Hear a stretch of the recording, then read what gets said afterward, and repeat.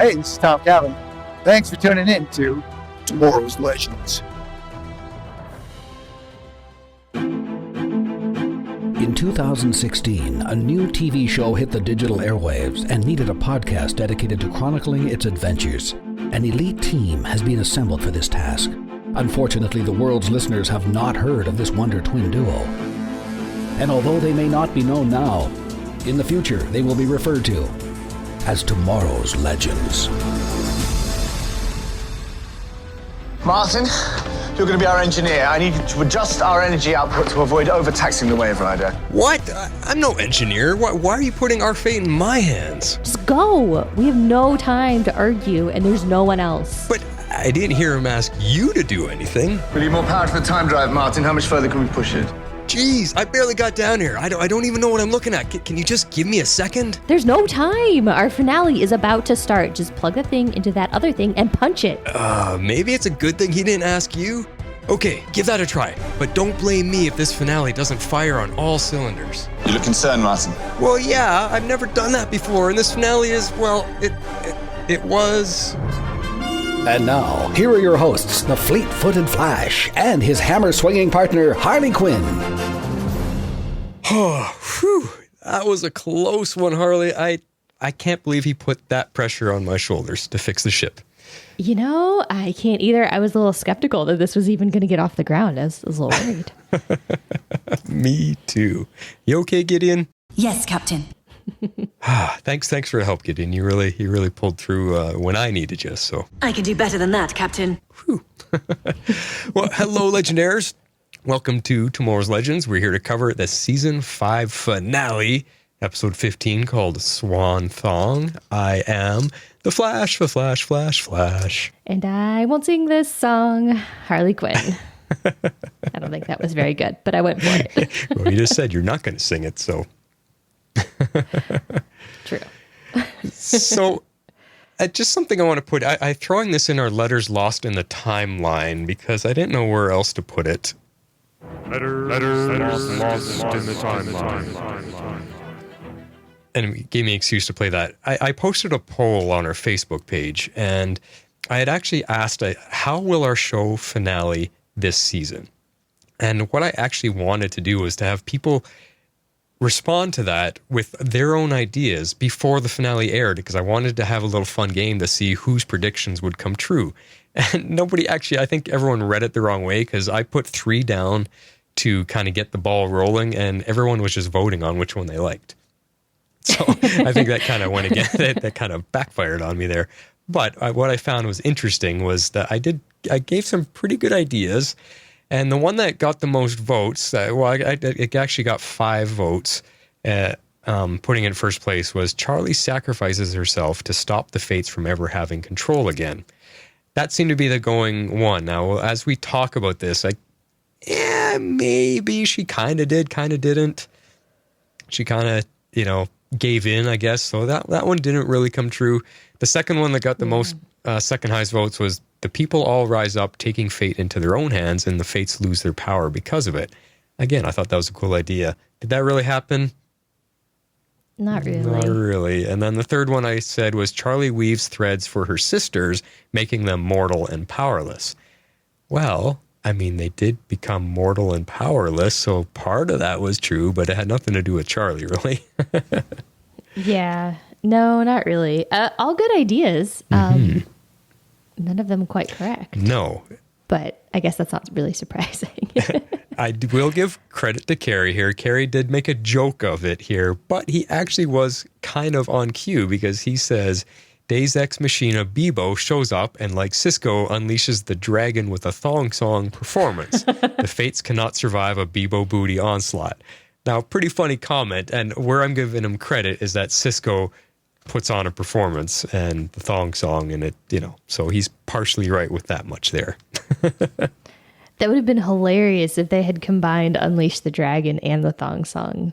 That would have been super, super funny. But yeah, Cisco's performance cracked me up, as out of place as that was. But we can exactly. We can talk about that more later. So I just thought I'd throw that in here. That was kind of fun. So I guess, all our predictions, we were not really on par at all, because who could have predicted the zany craziness we got this week?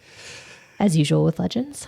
Yes. But news report, let's talk a little bit about our season 6, when we're going to be back, because I think everyone's wondering about that, Harley. Oh, yeah. What do we got? So, yeah, we really kind of aren't sure when season 6 will be back. So what we're kind of looking at, and, we did our best Googling, definitely well before we were about to press record.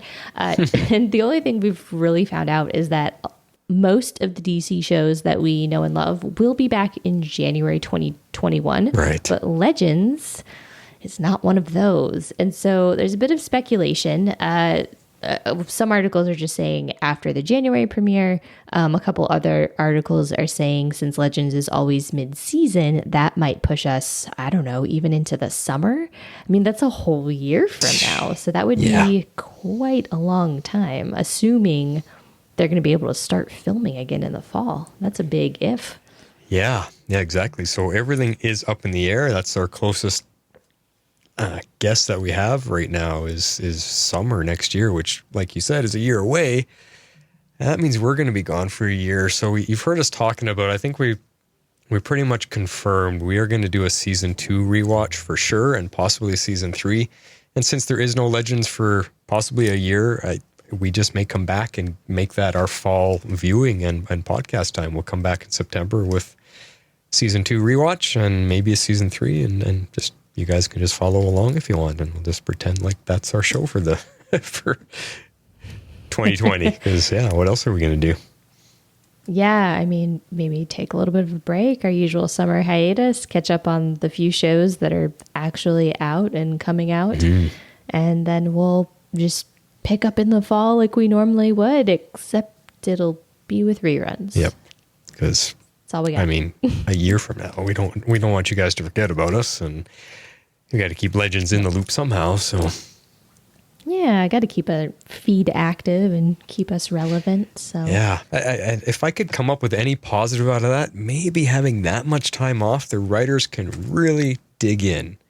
Because they don't have to, they can social distance, they can write from home and do Zoom meetings and stuff. So maybe they can really hone in on a good 6-season storyline.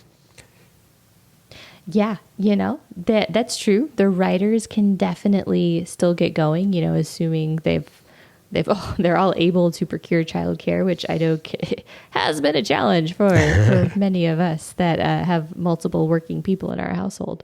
But, they definitely could get going on things, and they could come up with some really great stuff. And who knows? I mean, they may have already started. I mean, Legends season 5 wrapped ages ago. That's true. Yeah. So, I've not seen much on Twitter stating that they were already writing or anything like that.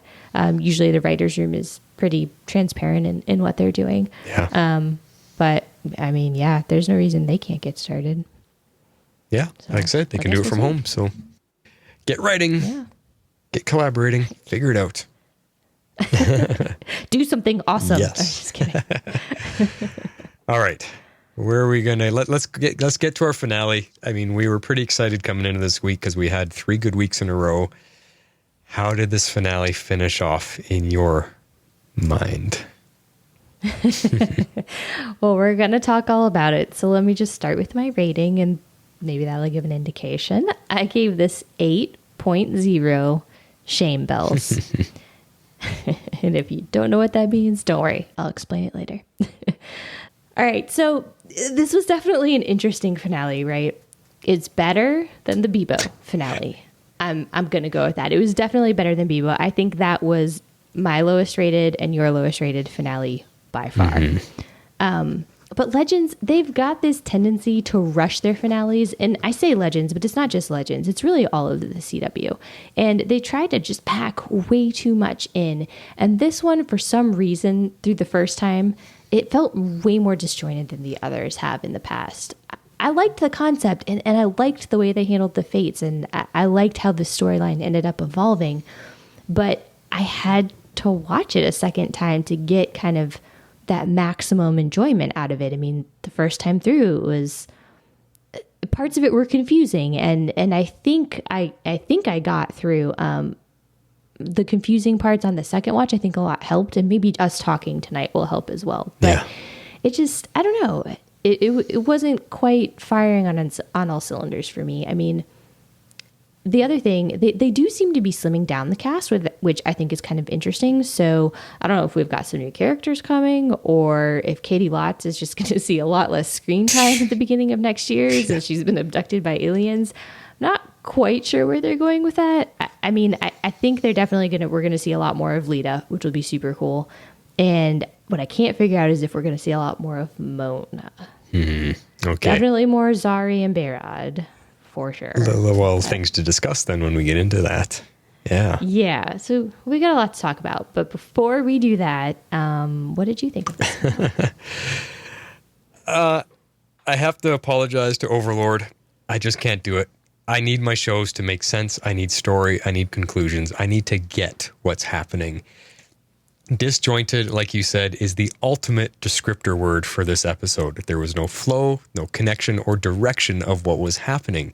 It was way confusing and did the exact opposite of what a finale should do. Instead of giving answers to season-long questions, it had me asking more questions throughout the episode, and that's just wrong. Horrible writing this time. They put themselves on a path they had no ending to, and it was just a jumbled mess. As you said, they tried to fit way too much in. I actually started with a 5.5 for this one, maybe a 6. But ouch. I'm going to agree with you. Upon the second watch, I knew what was coming. I understood. It allowed me to work through the confusion and enjoy it more the second time around. I did find a lot more things to bring it up. And so I'm going to end on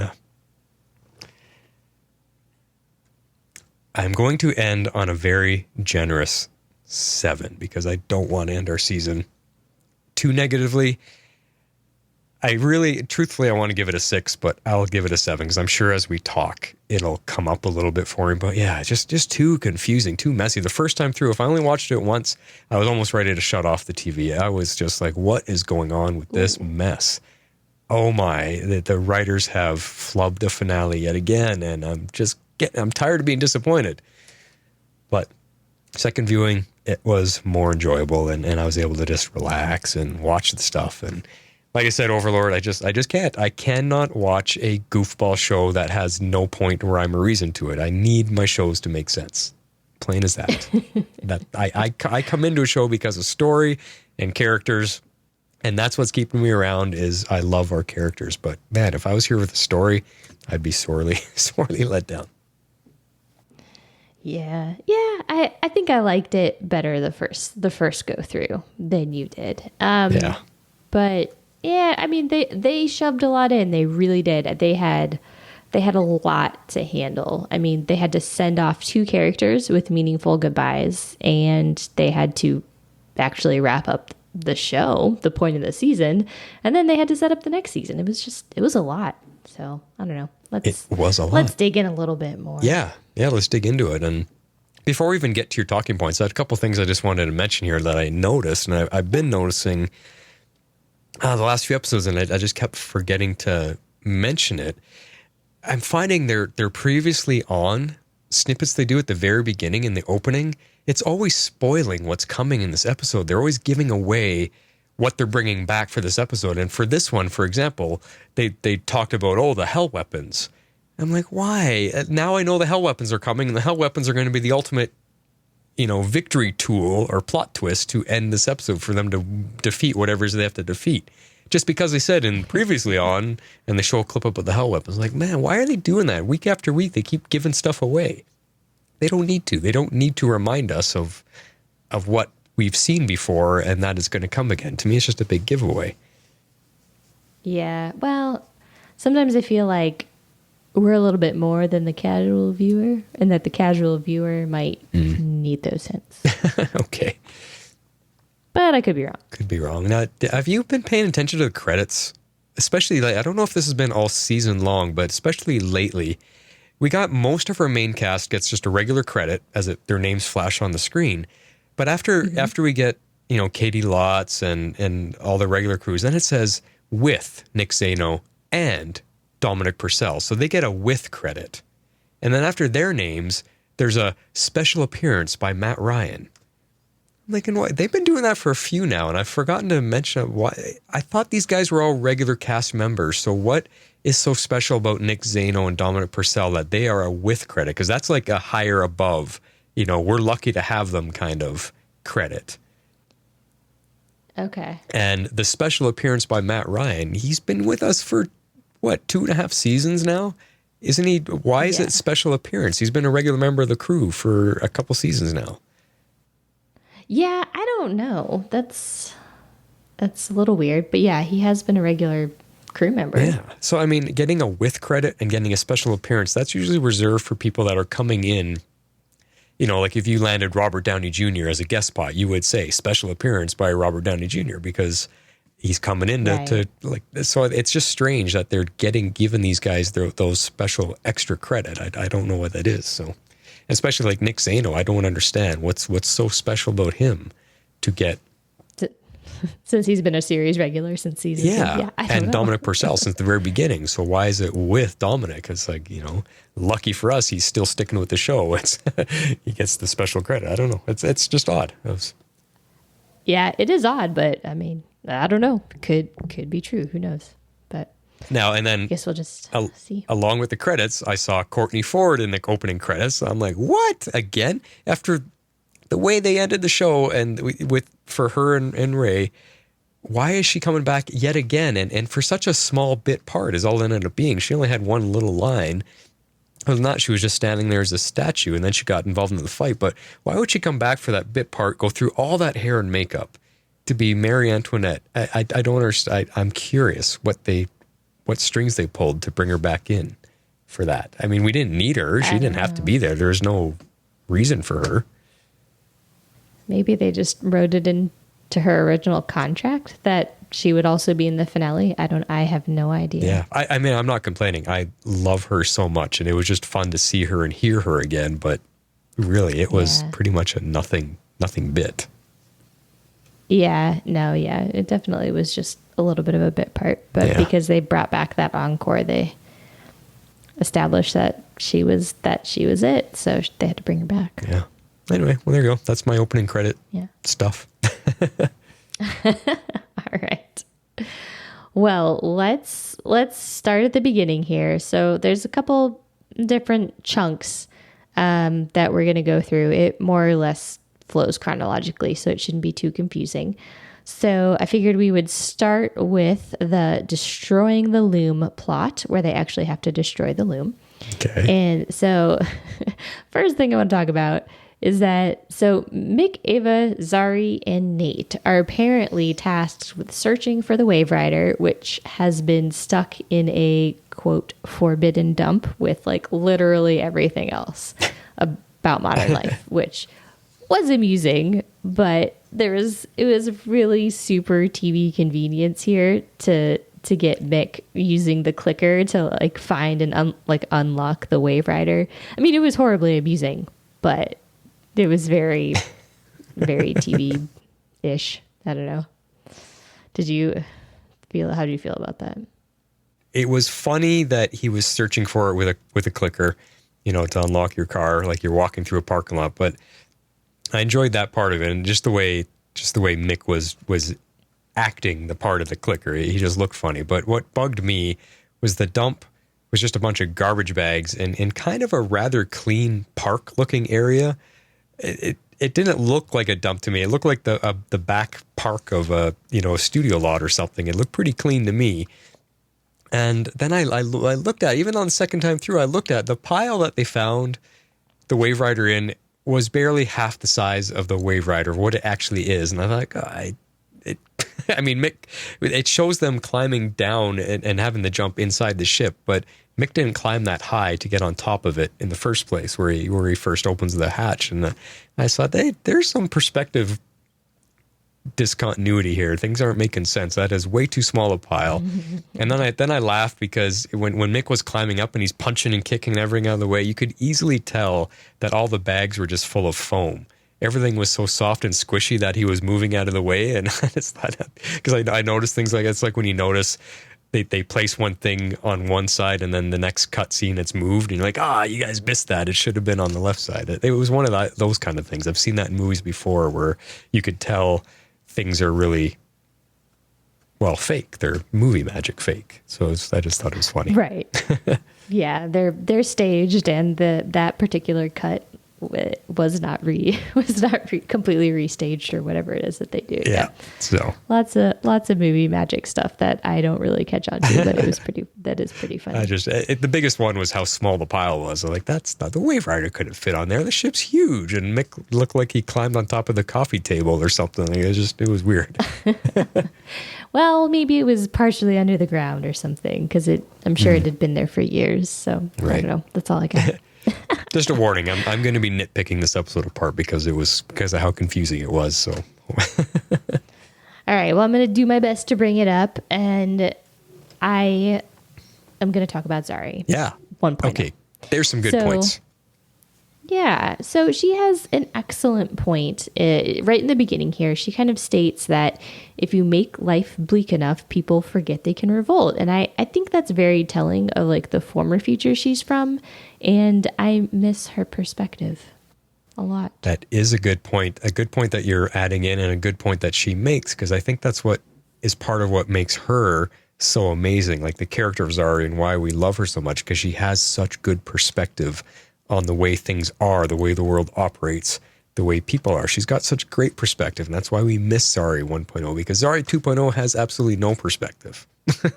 She's a social media icon, which is a bunch of dummies and doing time-wasting things. So I miss Zari 1.0, and I think most of everything she was involved in this episode were the best parts of the episode.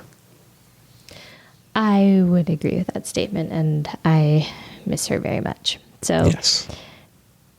The point, I mean, it has a couple of different purposes, right? So the thing that she points out about the future being bleak, it also kind of really nicely illustrates the scene that we see, I think almost right after, where all of the people are basically like requesting the fates like to do more things. I guess it's like their followers or whatever. Mm-hmm. Like one person asks for more blue mush and another person just asks to put their show back on TV. It's like, it's like the simple things in life. So I thought that was an interesting contrast to have her specifically point out how bleak it was, just to have in the next scene to basically see these two people asking, the fates, the all-powerful beings, for super basic things.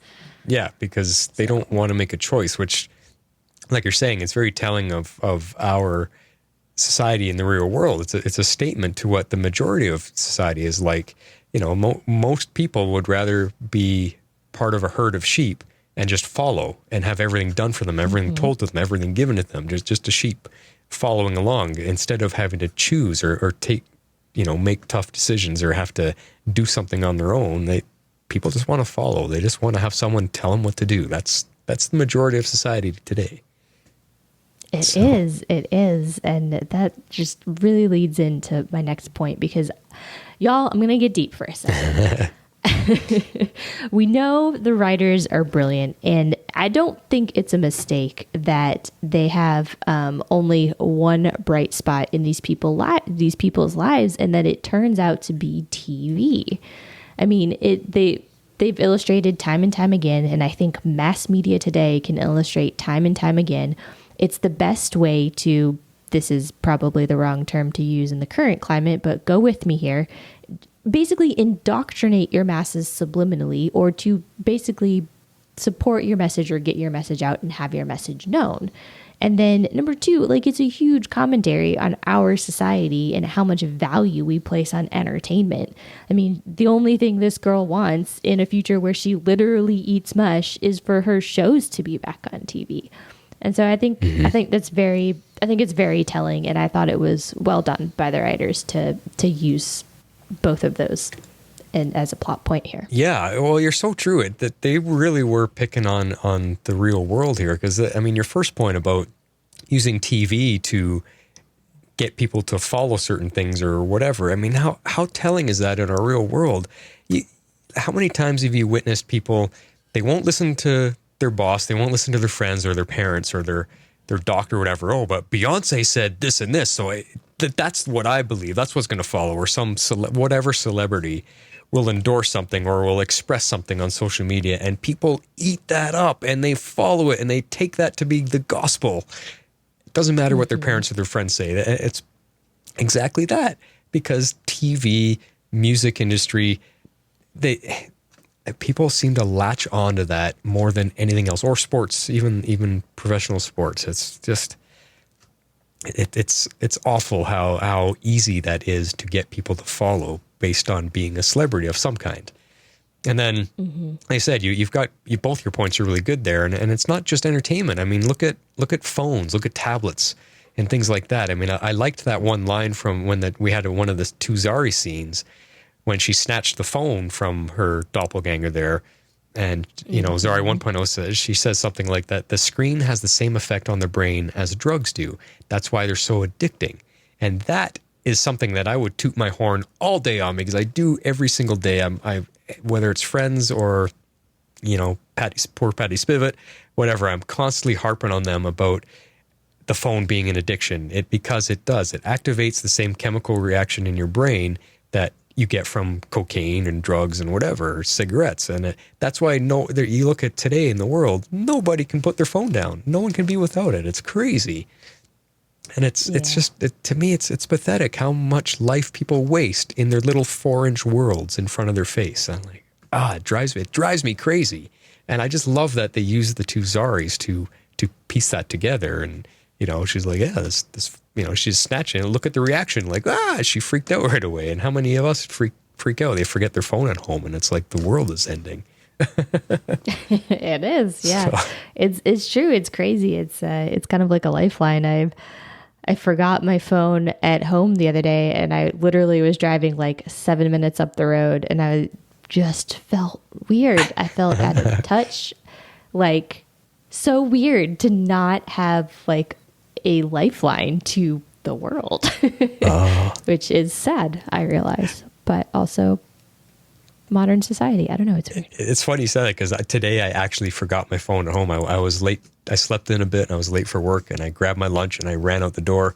I was halfway down. It takes me 20 minutes to drive to work. And I was halfway there, realized, where's my phone? Shoot, I left it at home. And I had that moment of, dang. And I said, whatever. I'll go today without it. I had such a blissful day at work today, just not plugged in. I was completely unplugged. And I just turned on the radio, I listened to music, and I worked, and it felt great. I didn't get any notifications of any kind. I was, And I do that. Like when we went on a trip to Mexico, I was unplugged for an entire week. I love it. I absolutely love it. I am not caught up in the addiction. I can easily throw it down and not deal with the phone. And it was great. And these are the parts that I connected to in this episode. I just thought, yep. Make fun of the world, because we're all idiots. In some degree or another, we're all idiots. Yeah. And this is what our writers do best. And I really love that they weave all of that in. I loved that point that Zari makes. Loved it. So, all right. So let's move on a little bit here, because I want to talk about Lachesis. Now, she, oh my gosh, is a master manipulator. She totally did a number on Charlie.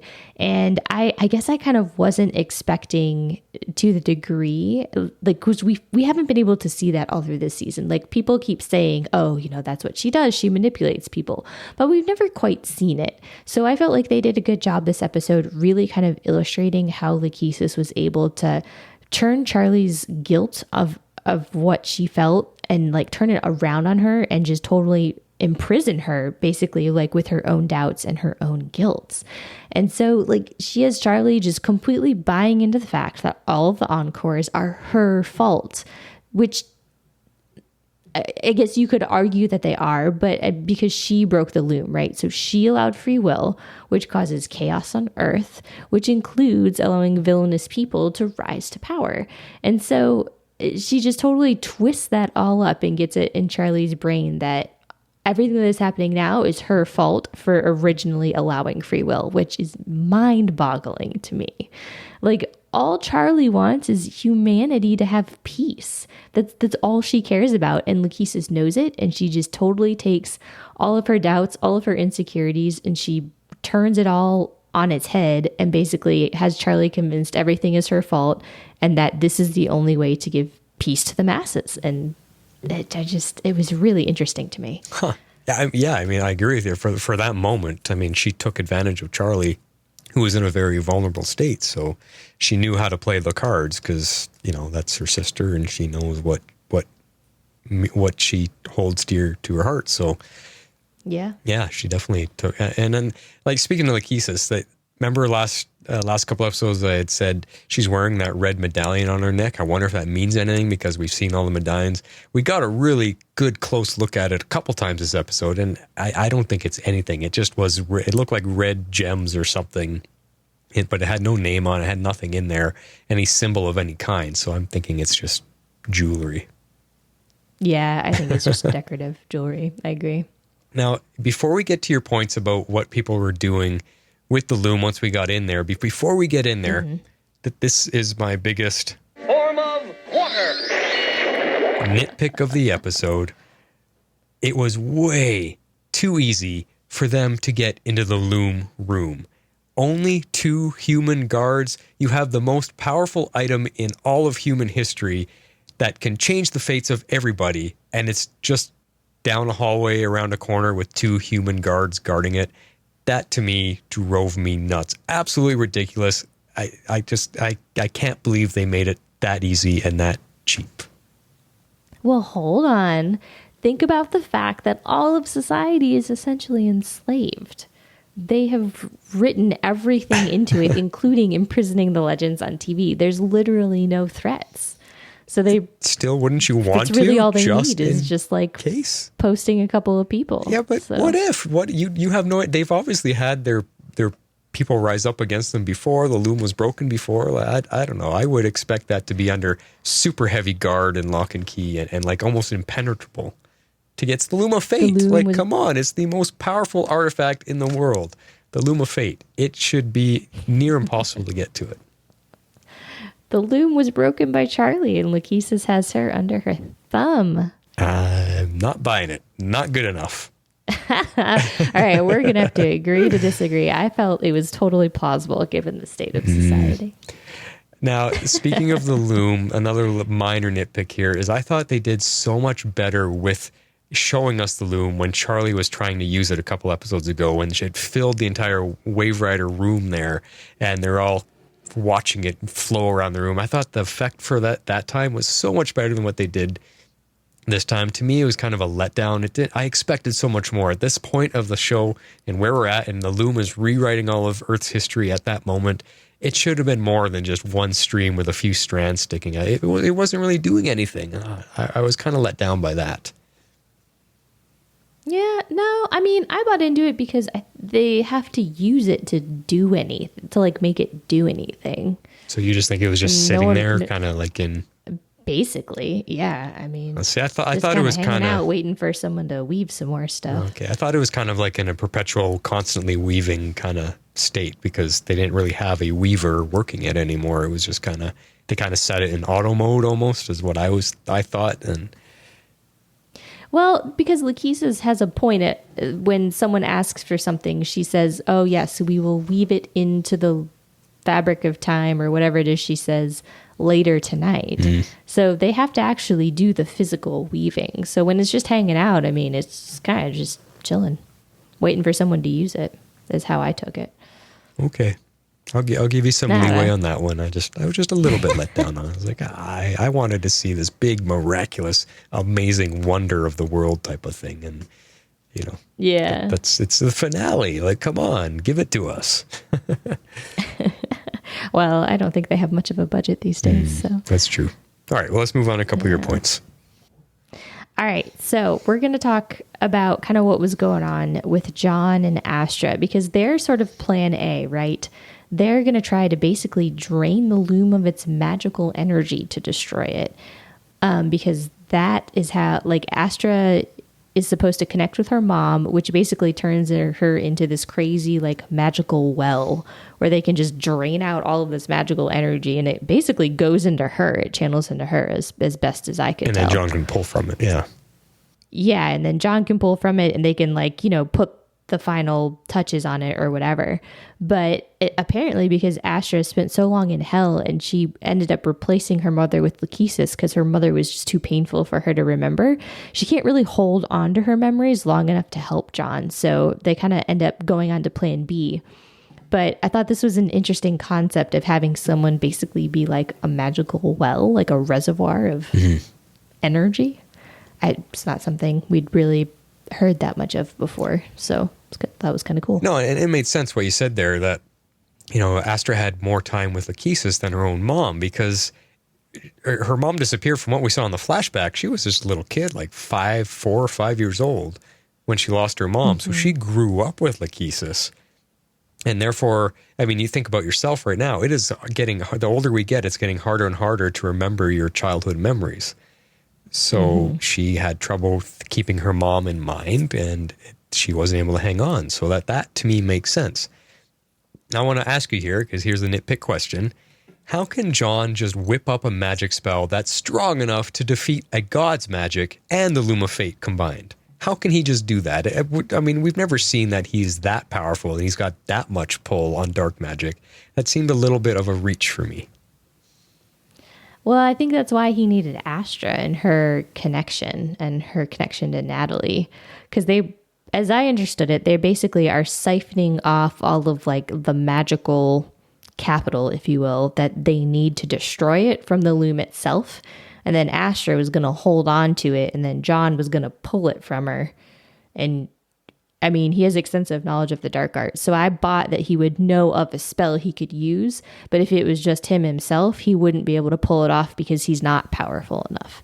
But because he's able to have someone holding the magic, he can pull all of that extra energy and then channel it into breaking the loom. That's how I took it. That part makes sense, but it's still a bit of a reach for me to accept that John, there is even a spell that can overtake a god's magic. I mean, we're talking about a god. That should be above and beyond more powerful than anything some lowly human can tap into.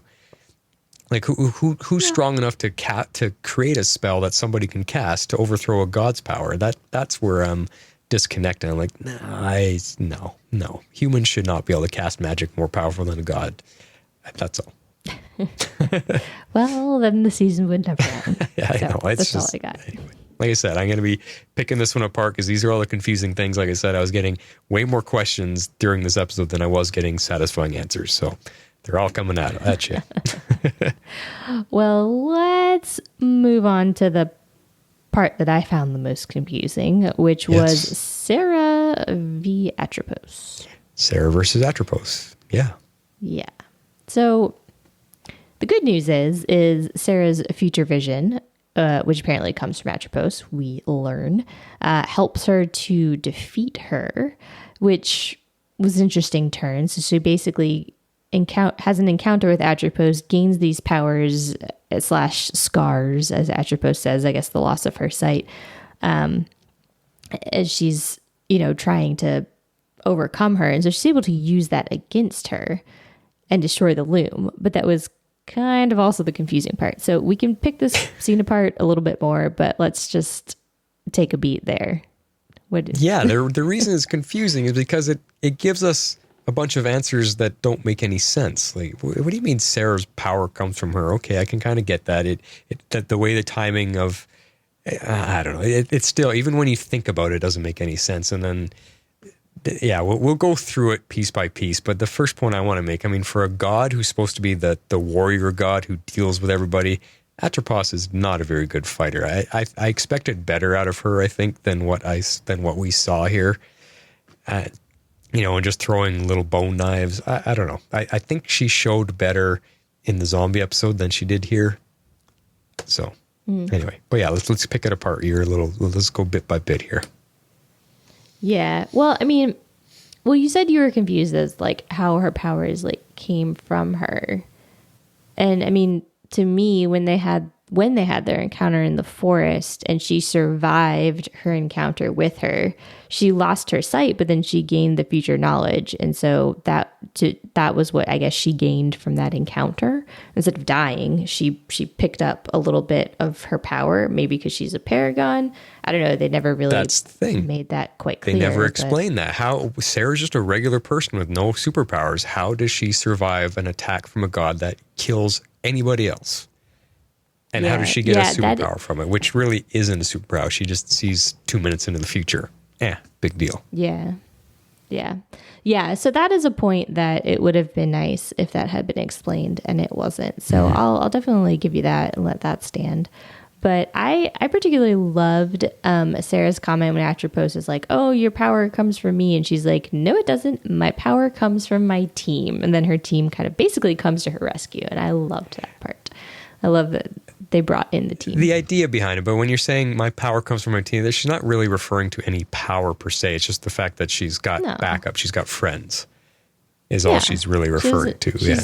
She's got people to help her. And so even though Atropos thinks she's got her beat, she really doesn't, because she's not relying on just herself, her own, quote, powers. Yeah. She's got people to come in and help her out. Which is fine. But speaking of her power, like, this, and you said it in your opening monologue, that they just rush this finale. That's what Legends does. They rush their finales. And that's because they got too many things to tie up. They don't answer things throughout the season. They save it all for the end, and now they're rushing it and they squeeze it all in, and it's just too jumbled.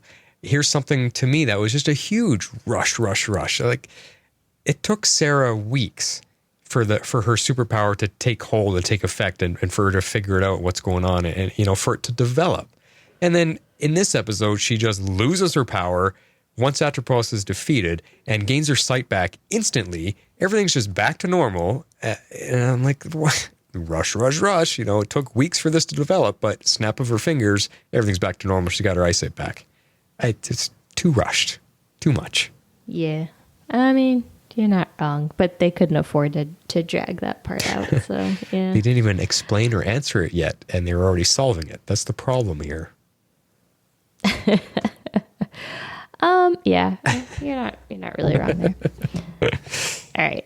So next point I have about this scene, because Behrad and Zari come in and they end up using the wind totem together. That was super cool. I thought they were almost going for a Wonder Twins feel. I don't know. What did you feel about that? Yay, something I will wholeheartedly agree. That was darn cool. It was awesome. I see your Wonder Twins idea, because I guess for me, I always have to hear somebody saying what they're going to do with their power. That I was kind of thinking, if you ever watched the X-Men show called The Gifted. I've never seen it.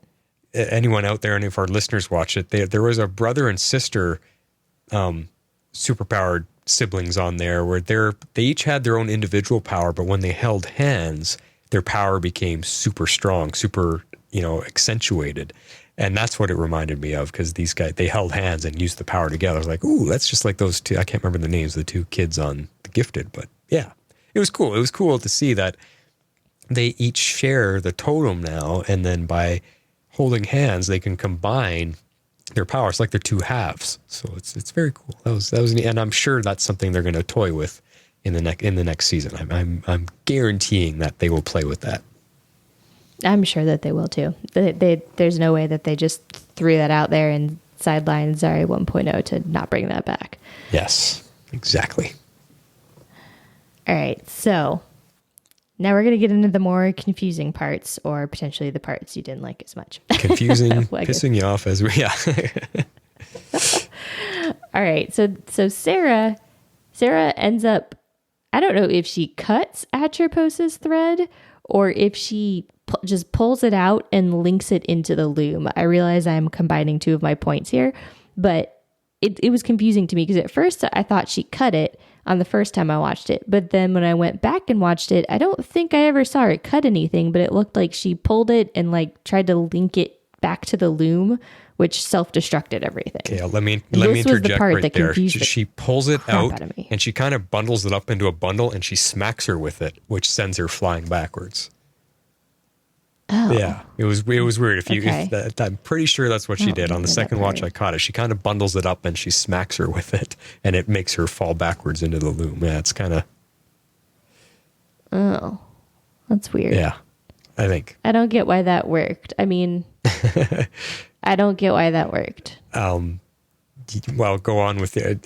I guess you're just talking about how this whole thing was kind of confusing, right? Yeah. I kind of combined my two parts. It's confusing. Yeah. At first, I couldn't tell what was happening. So you just explained that, which actually makes it even more confusing. Like, I don't understand how her being blown into the loom, that it like gets her caught in it. I guess maybe because she's a god and she gets her power from it. And then it sort of holds her, and then Sara smacks her with it, and then it makes the loom implode. That I just didn't.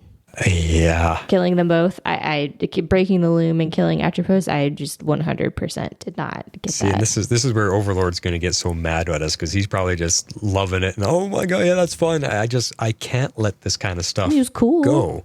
But first of all, it makes absolutely no sense that Sara can just grab a life thread out of a god, because why does a god have a life thread anyway? But the fact that Sara, a regular person who cannot wield a god's power, no one else can. Charlie was able to because she is one of them. Why can Sara just reach in and suddenly grab a god's life thread? That makes no sense. It's unacceptable. It just took me right out of it. I'm like, what? No, she should not be able to do that. This is ridiculous. I know it's Sara, it's our captain, but no, she should not be able to do that. And then, like you said, with her throwing Atropos into the loom, what? That makes no sense at all. What is happening there? You can just throw someone into the loom and it wraps them up and entangles them and kills them. Like, there's no background on it being dangerous like that. There's no background on anything about the loom, on the fact that you could just do that.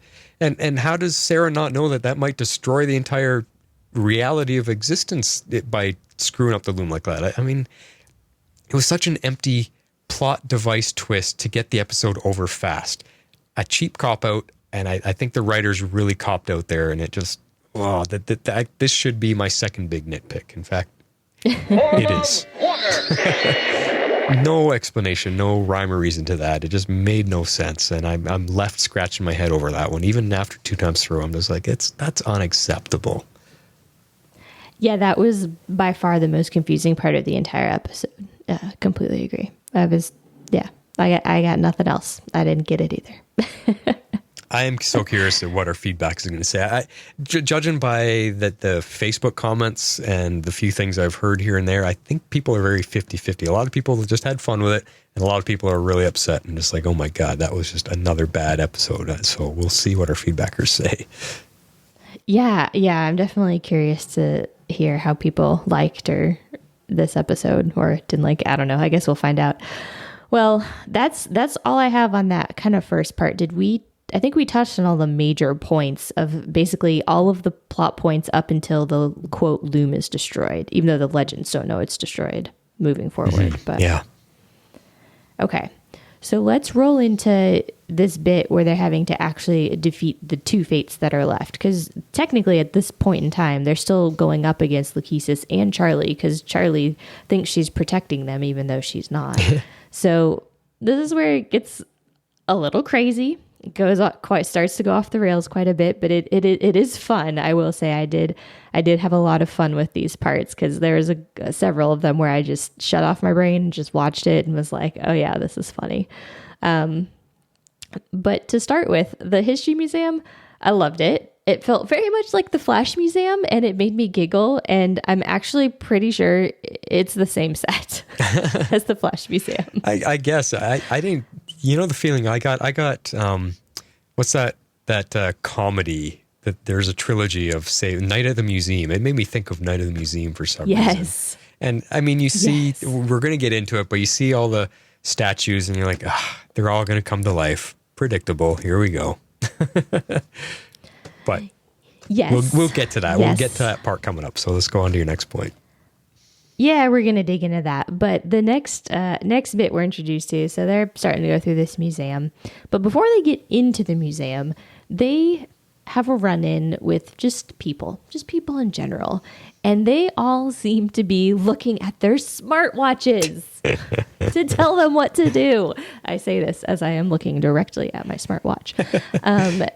And this was another good dig and satire of modern times with the smartwatches and like the my devices are all about to go off, the Hey Siri type of devices. Or OK Google. You know, you're always, or OK Google, or Alexa. How many devices can we set off?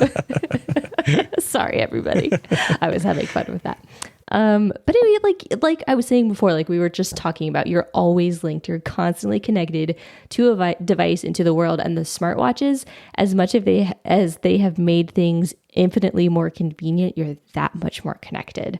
And so I totally bought it, where they're literally like, oh my gosh, I don't know what to do next. Okay, what do I do? Hey, Fates, what do I do? What do I do? I was like, oh my God, this is where we're going. This is what's going to happen. Siri's literally going to make decisions for me in 10 years or 4 years. Yep. Or 2 hours. or every minute, every question you ever have, any decision or choice you have to make, you're no longer going to make it because you're just going to ask the damn devices. Ooh, speaking of which, can we do a test real quick? Sure. Hey Siri, what should I do tomorrow? You don't have any events on your calendar for tomorrow. Not super advanced yet. Okay, let me try mine. Okay, Google, what should I do tomorrow? She comes up with nothing. So there you go. We're not quite there yet, but it's... Siri at least looked at my calendar, I guess, which is a lie. I totally have stuff on my calendar for tomorrow. I guess she's not accessing my work calendar. But I mean, you're right. It's so true that this was definitely a dig at what I had said earlier, at how we are all idiots in the real world. This was definitely digging on that, and it basically showed us where we were headed. This is exactly what we're going to do. And to even further it, we may have brought it up before. I know I've talked about it on some podcast somewhere, but you know the movie WALL-E? Yes. That's the fate of the human race. A bunch of fat, obese people stuck in a computerized chair with a screen 2 inches in front of their face, and everything is brought to us at our beck and call. We don't have to move our asses for anything. That's where we're headed. That's the furthest point beyond what we saw in tonight's episode. That's where we're going to be with the course that we're on. That's terrifying. Yep. Oh, goodness. All right. Well, let's move on to something that was fun, because I thought this was funny. And I didn't even write them all out because I figured we could just go through a few of them. But the Hall of Bad Ideas was infinitely amusing. Would you like to run through a few that we can laugh at? Yeah, well, I mean, this part was worth a giggle. This is where I did start to enjoy some of the parts of it, because this was just fun humor. And I mean, all the items that were in there, I only have a couple here that I remembered. The pogo stick, the shake weights, those were funny because I remember those clearly. But I mean, come on, Cisco and the Thong song, that part was funny because he's standing there just being a statue, and he's in the exact same outfit that he was in the music video for that song. I mean, I actually laughed there. As bad as that song was, it actually had a catchy tune. I was kind of agreeing with Nate. Like, yeah, everyone actually loved that song, even though it was really, really bad.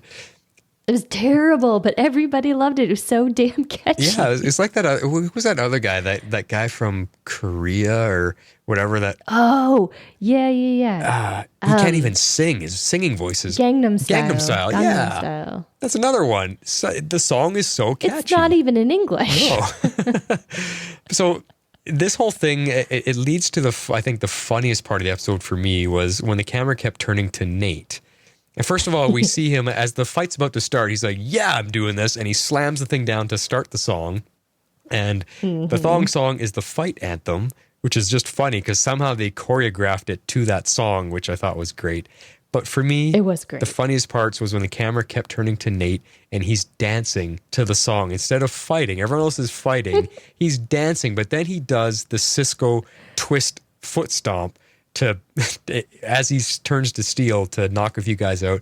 I just laugh. I love Nick Zano's dancing. It was priceless. Yes, I loved Nick a lot this episode.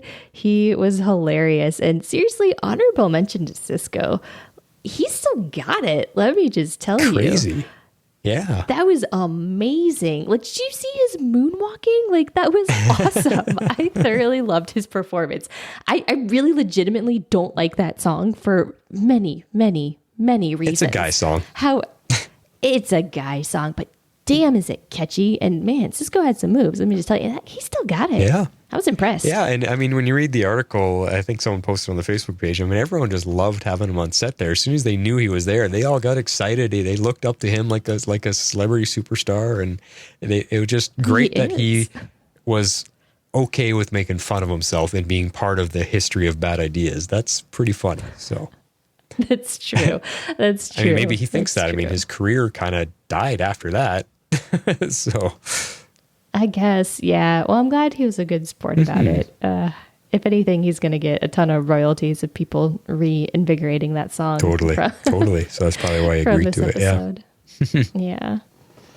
All right. So the next thing, there's lots of things listed in this history museum, quote unquote, but I think we only see a few. And the next one we definitely see is the Hall of Villains, just a different take on the Hall of Villains. So I thought this was totally fun, but here we go. Here was all of our remaining Encore coins, just when we thought they were forgetting about it, and I totally deleted our list. But I'm pretty sure at least 3 of them appeared that we had remaining coins of. I know Stalin and Caligula were there for sure. Did we not call that? We called that weeks ago, that when we were complaining about the Encores being the story that's changing, we thought, you know what they're going to do? They're going to bring all the coins that are left that we haven't seen and throw them all in one episode. We totally called that like 3 or 4 weeks ago. Yeah. Well, they threw us off because they did that murder mystery episode where they brought in all the people that were unnamed. So yeah. So and we thought that was the one where they were that they were, because we haven't seen Encores in weeks. No, I know. So. And again, part of throwing too much into one episode, this just made it a mess. There's just too much they're trying to throw in here. And so speaking of the unused coins, the ones that we caught were Stalin, Caligula, Vlad the Impaler, and here's yet another little nitpick. Who the hell was the caveman? That was not on the Encore list. Well, what's a caveman going to be for an Encore? And his plaque in front of him was completely blank. They didn't even write anything on the plaque to tell us who it was. Yeah, I was going to say, I didn't know who it was. I was confused by the caveman as well, but I didn't go for a screenshot to see if if the plaque was there, because they named all the others, but he was one of those ones they sort of panned past at one point. I paused it. The best shot you could get of the plaque, it's completely blank. It's just white. There isn't even a name on it. So, and then, like I said, what is a caveman is obviously a million years ago. What kind of Encore could he possibly be? He ravaged other villages and killed other cavemen? What does he have to do with the history of the world? Nothing. Anyway, just silly. Who the heck was he? Anyway, I think, like I said, the writers are just trying to throw in way too much. And this, to me, just made the Encore idea look as dumb and as bad as it really was, as we had said it was, that it wasn't working. Because if you think about it, those Encores that I just mentioned, Stalin, Caligula, Vlad the Impaler, they, especially like Stalin, look at him. He's a great big fat dude in an art. These guys aren't hand-to-hand fighters. They have no fighting, experience or whatever. Not the way our team would fight. That's not their MO. There's no threat from them there. These final Encores, like Vlad the Impaler, he's not going to be a hand-to-hand fighter. Neither is Caligula. Come on. Oh, maybe Caligula a little bit. They made him look like he was some kind of Roman person or whatever, so maybe he had a little bit. But you know what? It doesn't matter. I mean, this should have been an easy win for our team, because our team is a seasoned veteran group of hand-to-hand fighters with superpowers. This should have been nothing for them. And it just, like I said, it made the Encores look like, it made it look stupid. This was an unbelievable and stupid battle, especially with them needing the plot twist. And here we bring it in, the hell weapons to just suddenly be available from Charlie. She grabs an armful of them from who knows where. And it just, my head. Well, they took that stockpile after that murder mystery episode. Okay, fine. But my head just about fell off from how much I was shaking it at the stupidity of this whole scene. Yes, there's fun elements within it, but the stupidity of it all is just too much for me. These guys are not going to fight. It should have been an easy win, not this great big season finale battle sequence, which we've had some very good ones before. This just doesn't cut it. Yeah. I mean, I don't really have much to counter that. I will say the only thing the Encores had going for them is that without hell weapons, they couldn't die. So I think the Legends actually did kill them several times. But they would have had to just keep going indefinitely until they got the hell weapons. So, luckily Charlie kind of snaps to and decides to come and help them. But yeah, I'll give you that. But come on, Stalin, you just shove him over, stomp on his head, dead again. Oh, how many times do I do that? Okay. It's just, no, couldn't buy it at all. Too much stupidity for me in that. For our finale battle sequence, no. Yeah. Well, we've sort of jumped around a little bit, but that's all right. I may have a few other points on the final fight. I guess I'm just gonna kind of say this point now, and we can kind of knock it out of the way because since we're already talking about the final fight, I mean, it was ridiculously Legends, like you said. I mean, it was borderline unbelievable. It was fun. It was crazy. Yeah. I had no idea what was going on most of the time. But I will say, oops, I totally have a typo here. I loved the Constantine shifting move where he is kind of changing, he kind of does a loop or something. I don't know, where he goes through the floor and then comes back out. Yeah. I thought that was super cool. So it was a neat tactic. I mean, we've never seen anything of that, but it kind of looked phony at first. It was cool, but it looked just weird. I mean, why wouldn't he just vanish? We've never seen him do that kind of weird magic before. It was strange. It was really weird. It was like, oh, that's a neat trick, but wait a sec, that's not very Constantine type magic. He would have just made himself vanish and, teleport somewhere. I don't know. It was odd. It was neat, but it was odd. And yeah, with the fight being ridiculous, yes, there was elements that were fun within it, but I already explained it. That the song was fun. It matched well somehow. And I mean, some of the funny parts that I liked, I mean, Ava was shaking the shake weights during the fight. That was funny. Sara using the pogo stick as a wedge, she was whipping it around like a sword. I okay, that was cool. Typical Legend silliness. Yes, I didn't mind the silly elements. It's just the stupidity of the scene and the entire package of it is what I can't accept. But within it, there was some silly moments for sure. For sure.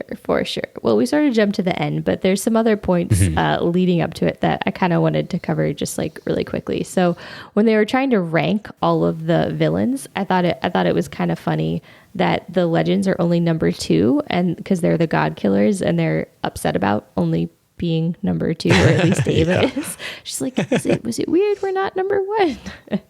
But then when we get the reveal of who number 1 is, it kind of makes sense because it's Clotho, or however you pronounce her name. And so we come to find that Lachesis ends up imprisoning her sister, I guess through the use of the Fate Watch was the best as I could work it out, because it was just telling her to constantly stay put and stay there. So I didn't understand, because the rest, they look like they were in a wax museum, but Charlie wasn't. Charlie's just sitting there, and I'm like, why? That doesn't make any sense. Why can't she just get up and leave? Why would she just agree to be a museum piece to look at during tours? I again, confusing. I didn't get what? Everything else is wax museum statue. Why is she just okay with sitting there? That's her existence now. Yeah. Well, why that was to me the next layer of seeing Lachesis and her manipulation and kind of her hold over her. And we get to see this through several scenes kind of throughout the episode. And I felt like this was one of them. She's gotten so in her head that she has convinced her sister to basically sit there because her watch, the quote, Loom of Fate, which we later find out is not the Loom of Fate, the Legends really did destroy it, is telling her to stay put because that's what's best for humanity. That's how much Lachesis has gotten in her head. Yeah. So, but they need her to weave or do stuff, don't they? No, there's no more Loom. They don't really need her for anything. Yeah. Okay. Still. Yeah. It's just weird. Yeah, they're not immortal anymore. They don't need her for anything. Yeah, she's mortal, because so she can't just sit there in a chair in a museum. She's got to live. But she does. Yeah. Well, the thing is though, that they don't realize that, or they don't realize that Lachesis is kind of putting on a show. They think that she's rebuilt the loom. Charlie even says that at one point. And then we come to find out that it's just Gideon pulling the strings the whole time. I thought I wrote that down somewhere and I don't know where it ended up. That's probably my next point. That is literally my next point. Okay. So she used Gideon. Wow, I segued into this and didn't even know. This is terrible podcasting. It's because you're confused. You're still confused. I am still confused. Yeah. Well, I thought talking it through would help. It turns out I'm just not very good at talking. Anyways, she uses Gideon to program something called the Fate Protocol, which basically just controls everyone's lives the way that she thinks it should be. And she wants Charlie to stay. That's what Gideon's going to tell Charlie to do every single time. Yeah, well, not so much control. Like, she's not really in control of people. It's a program that's being run that's sent to the smartwatches. To the watches. And and like all their watches, everybody's just addicted to it. She's counting on the addiction, which is how she's controlling people. And again, though, it's completely out of nowhere. This is why this episode was so confusing, because it's another complete 180-degree turn during the episode, right in the middle. Just too many WTF moments for me. I can't stand not knowing what's going on and getting no explanation. It just these moments were happening too much and too fast in this episode. And when I'm shaking my head that often and can't figure it out, I can't keep up with the episode. I can't just enjoy it. I'm not an overlord. I'm just, lowly little Flash here. But the point I'll pull out of this is the Gideon that they used. That was the most creepy version of her yet. Holy cow. That was creepy. She was large, and she just had that stoic blank look on her face. Holy creepy Gideon. Don't like that. They need to fix her and make her look more like the actress. Yeah. Well, I think that was more, I guess they were trying to have her almost appear as if she was brainwashed, which, good. They did. It's a success. It was creepy. Good job. Yeah. She is just a computer, so somebody obviously reprogrammed her somehow, some way. I don't know who would have done that. You can't brainwash a computer. She's just an AI, so she had to be reprogrammed. She had to get new protocols in place. So, yeah. Well, I think, that was what Lakeisha was doing. She wasn't rebuilding the loom. She was figuring out how to reprogram Gideon somehow. Yeah. Whether or not she asked someone to do it for her, or she just, because she was a god, she just knows how to do things. I don't know. But yeah, that was definitely the whole point. Mm-hmm. For sure. Yeah. All right. So I know they really wanted Charlie to end up standing up to Lakeisha and basically expose her as a fraud, because they figure out pretty quickly that it's Gideon pulling the strings, right? Zari and everybody goes on this, hunt trying to figure out where's the loom, where are we going to destroy it? And then they discover Gideon instead. And so they wanted Charlie to kind of confront her and basically call her out as a fraud. And she was like, no, I'm sorry, I can't do that. I don't really agree with what you're doing. You're just going to cause chaos. And so they ended up having Astra do it. And I thought that almost worked a little bit better, because she was really angry. She had finally worked up the courage to stand up to Lakeisha over manipulating her and basically replacing her mother, but not in a good way. So to me, it worked well. And I kind of liked their final confrontation. But did you? I know you've not been a big fan of Astra, but I thought it kind of... Yeah, she was okay here. Well. She was fine. I like that she's made up her mind, and she was tired. She was tired of everybody pushing around. That's basically been her story, is that she's just tired of everybody choosing her fate for her. Yes. And she wanted to finally take it in her own hands, and she stood up to stepmama. If you look at her character over this season, she's been very childish, very immature. And this was her finally growing some and standing up to mama and saying, look, I'm an adult. I'm going to make my own choice for now. And then, so that was fine with her. Yeah. Yeah. So I thought it worked well. And I did really like that scene.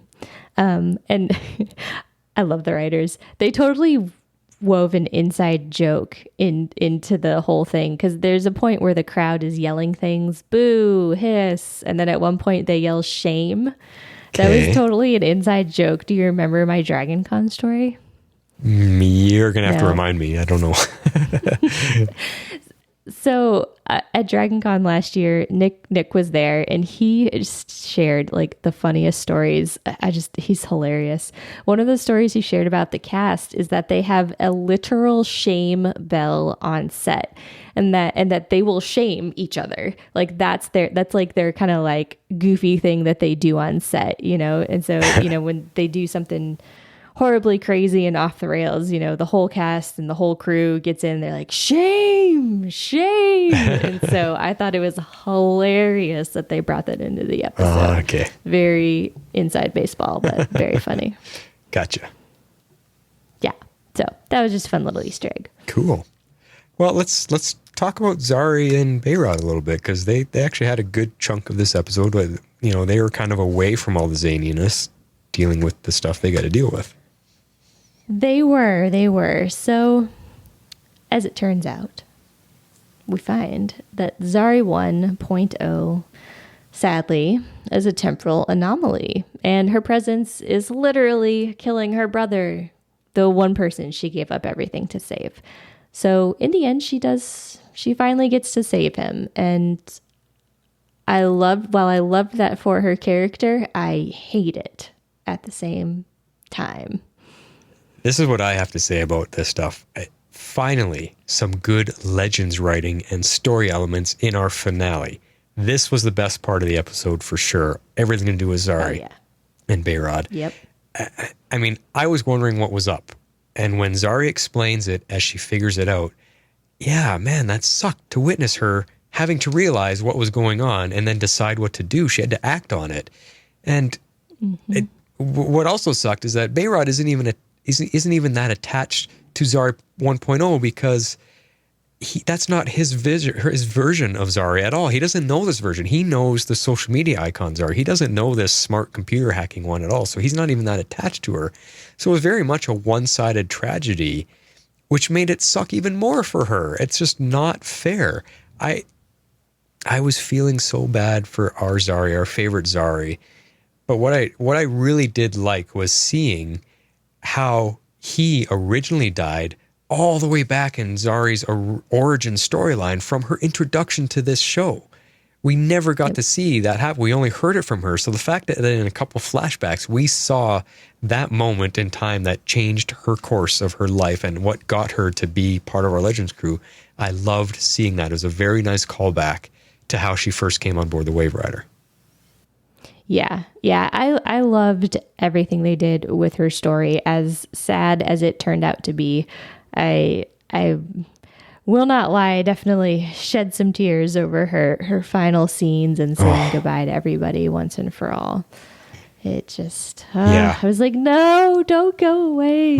Why can't you stay? Hold your breath on that one. Yeah, it was hard. That was tough. That was a tough goodbye for sure. I'm enjoying Zari 2.0, but 1.0, just having her back and having her wit and her intelligence, and it was night and day difference. I missed that version of her so much. And this will come up a few more times as we talk here, but yeah.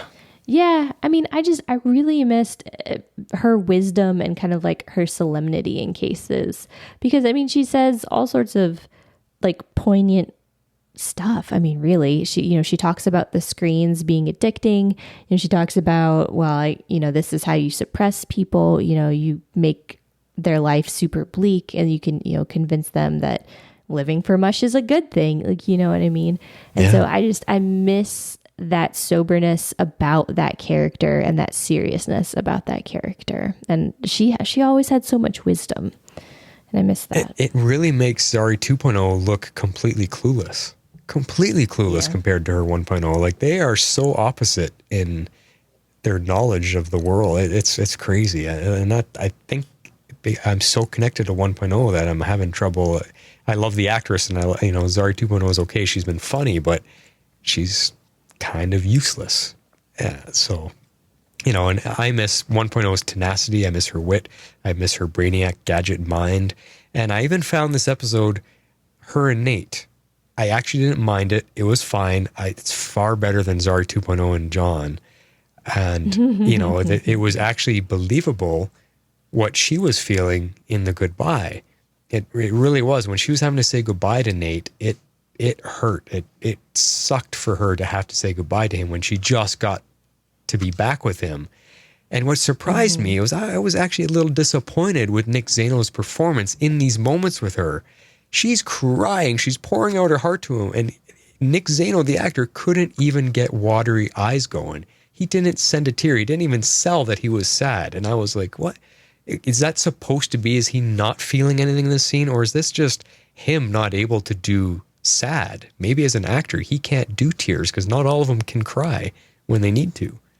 So I was kind of like, yeah, this is not cool. She's pouring her heart out and crying and being very distraught of having to walk away from you, and you're just looking at her with kind of a blankness to him. I was a little bit let down by that. I don't know. What did you think? I mean, I don't think I necessarily got that from the scene. I think probably because I was so focused on Tala's performance that I guess I wasn't really critiquing Nick's as much, because you're right. She sells it. She sells the whole scene, and she kind of steals the scene, to be perfectly honest. Well, that too, yeah. So, yeah. So I guess I wasn't as focused on his performance and his reactions as much as I kind of was on hers and her delivery. Well, let's keep talking about her, because I hate that they chose to end her and not the 2.0 version. There was some chatter on Facebook page about this. Why couldn't they keep the fan favorite Zari? They must know that everyone loves 1.0 way more. And let the brother-sister duo go off into happiness, have a happy ever after ending, and live their lives together off the show. They could come back in guest spots or whatever, but just let them go, and we get Zari 1.0 back. Or at the very least, keep both of them. Keep both Zaris, because they were hilarious working opposite. I mean, Tala Ash was hilarious working opposite herself. It was awesome. and that just think of how much fun it could have been to see more of that, more of them opposing each other, because that to me, she stole the entire episode with her performance against herself. The only thing I can think of, at the very least, at least she's in the totem on Bayrod's wrist. If there's any chance at all we'll see Zari 1.0 come back, she can, because she's in the totem. That's the only saving grace out of all of this goodbye. Yeah. I have a funny feeling that a few people are going to take some trips into the totem, I think, and just to visit with her and like confer with her. I mean, the way that they set it up on the show, like, I mean, it's disappointing, but I understand why they can't like split them apart and keep both Zaris, because they established that Zari 1.0's presence was killing her brother, because if her timeline takes over, then Bayrod's dead. So, and then I guess we assume that Zari 2.0 would eventually fade away because her, timeline wouldn't exist anymore. Yay, some timey-wimey stuff to figure out. Yeah, so, I mean, so that's like a little bit crazy, but and that's kind of how they establish it. So they're kind of working around it by saying that, she's a totem master, so that she lives in the totem, so her essence can still basically stay around. Mm-hmm.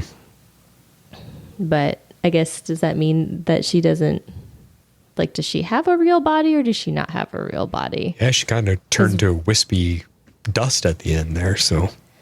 Yeah, because when she came out of the totem, she had to possess her body. This is coming off really weird, until Charlie basically split them in two and gave them each life threads. Yeah.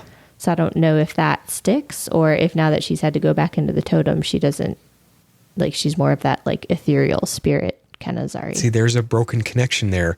She took over her own body, making them one. Charlie grabs that life thread, splits it in two. Now they each have their own life thread. Why couldn't that stick? Now all of a sudden her half of the life thread is threatening Bayrod.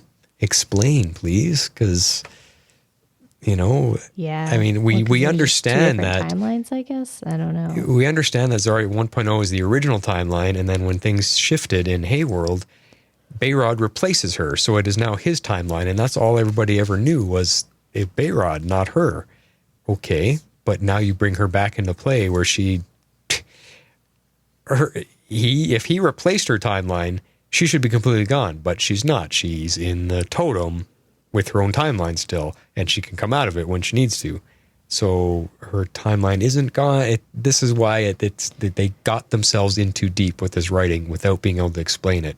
And this is a fast, quick, cheap cop-out.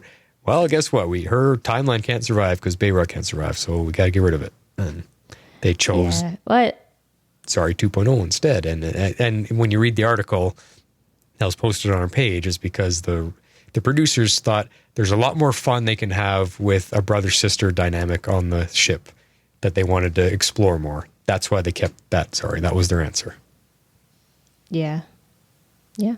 I mean, that makes sense, like, because, and I mean, if her timeline. I mean, there's only one timeline that can exist, even though everybody has two sets of, at this point, multiple sets of memories of all sorts of different things. But only one timeline, can exist. So it was kind of weird how they got around it. It was a little clunky, but I mean, I understand why we can only end up with one Zari. Disappointing, but. Well, let's talk about Zari 2.0 for a sec, because she was so much more different this episode, like acting a lot different, because she was suddenly very forward with John, grabbing him, like at the moment when they were alone together, she grabs him, throws him against a wall to start making out with him. That's not Zari 2.0. She really changed a lot this episode. Yeah. She was very forward. Well, I guess since they've already sort of started things, there's no reason not to continue. I don't know. I mean, I definitely feel like it's more of a fling and not really like a relationship. Yeah, I don't know. I mean, Zari 1.0 blurts it out to Behrad, my other me is into John Constantine. And Behrad's like, yeah, you noticed that, eh? So it's like they're, I don't know. But staying one last point on the two Zaris here, the one scene that I absolutely loved is when the two of them were in the room with Gideon, and Zari 1.0 is trying to hack firewalls and stuff to get into Gideon and shut her down.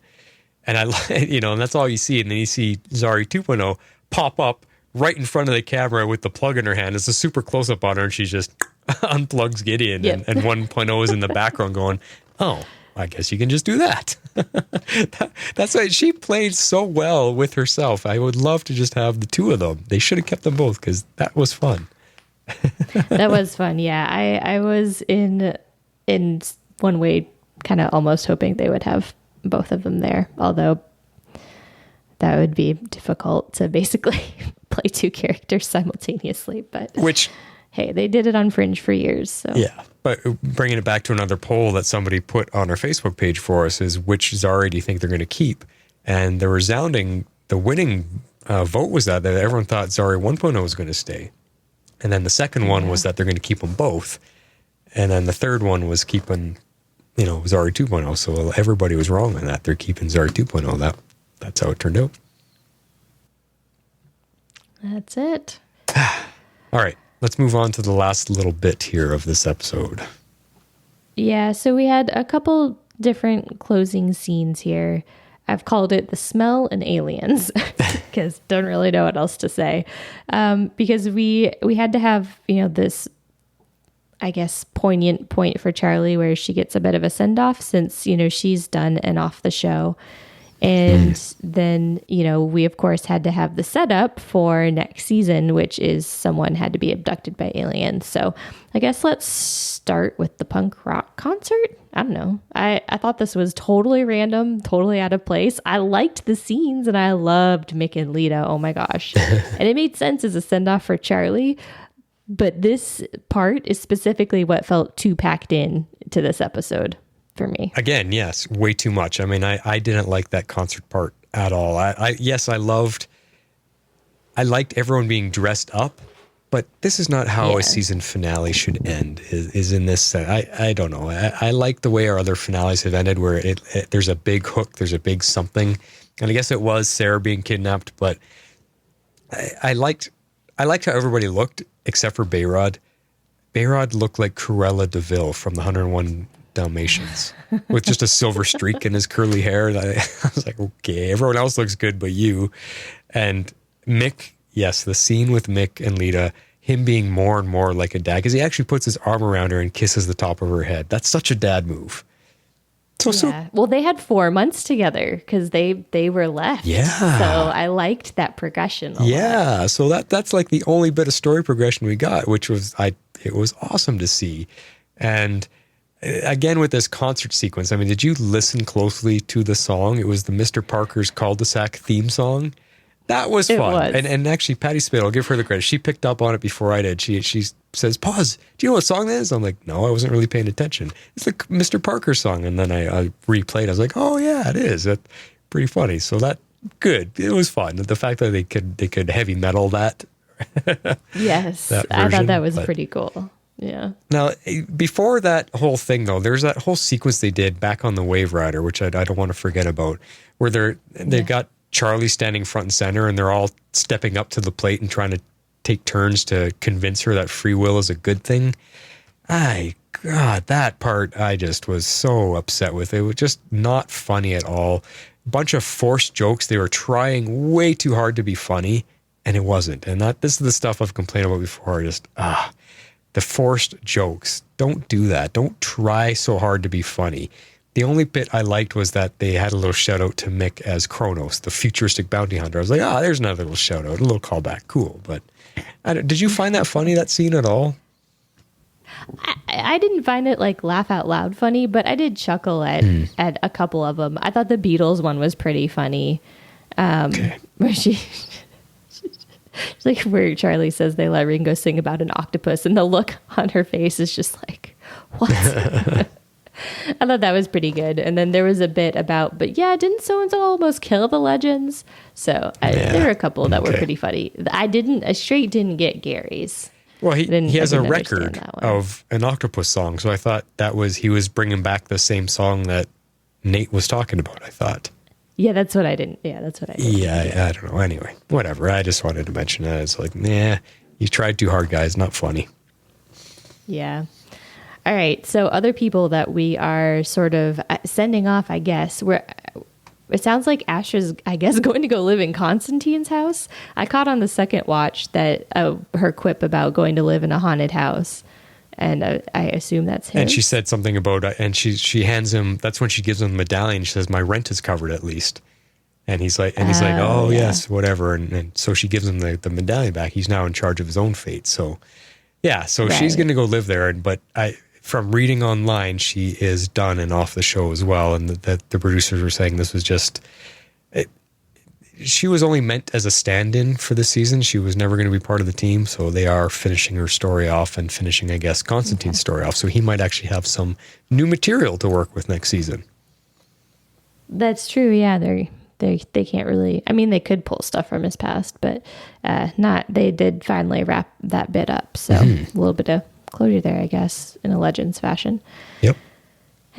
And the last thing, of course, our setup for next season where Sara is abducted by aliens. And did you notice? The team doesn't even notice. No one turns around. So I assume that's going to be our opening scene next season is them all going, well, hey, where's Sara? Yeah, I guess it was a very quiet abduction. I don't know. But it was making kinds of woo, woo, woo sounds. So I'm just saying they were probably all drunk. Apparently that's what it was. They were all drunk.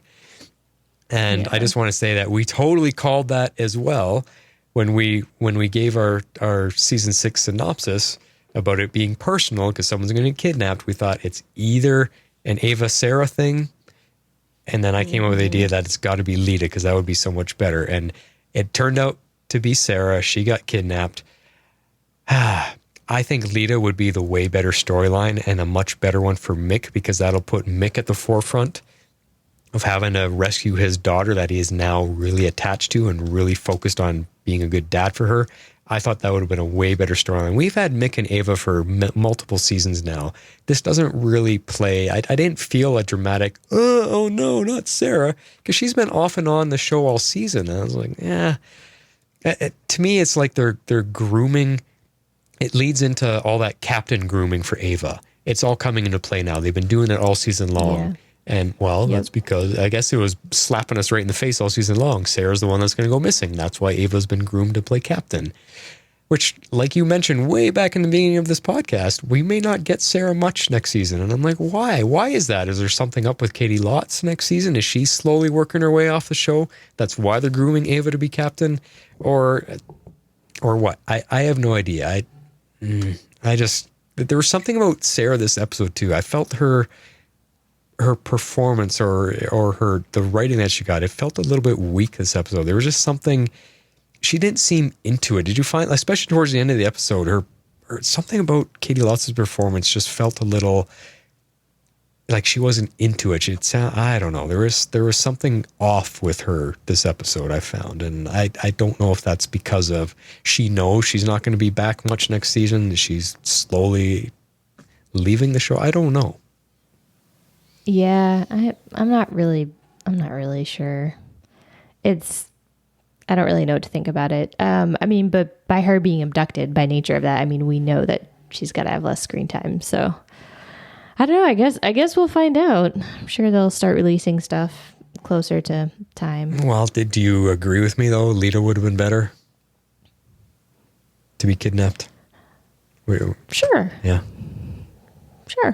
Why not? You've made a good case for it. Yeah. I can't think of anyone other than those two that would have been more impactful. I mean, you take away your captain, that makes sense. Or you take away, someone's daughter. I feel like taking Zari or Behrad, taking Behrad would have been a retread. Taking Zari, no one would have cared. And Constantine, I don't feel like that would have been Astra and impactful. Nate. Yeah, like it's They one of the weren't two. going to take Astra or Nate. Like, there's no way. Like, because we all would have been just like, okay. Yeah. Yeah. I don't know. All right. Well, we discussed it a lot. Let's see what we've got for our quotes of the week for our finale. Here we go.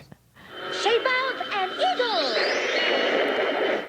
Some fun stuff. All right. First off, winner of last week for the funny quotes. The winner is called Captain's Log. Space. The fatal frontier. These are the adventures of the USS Fate Rider. Its mission? To seek out rebellious life forms and disobedient civilizations. And blow them up with lasers.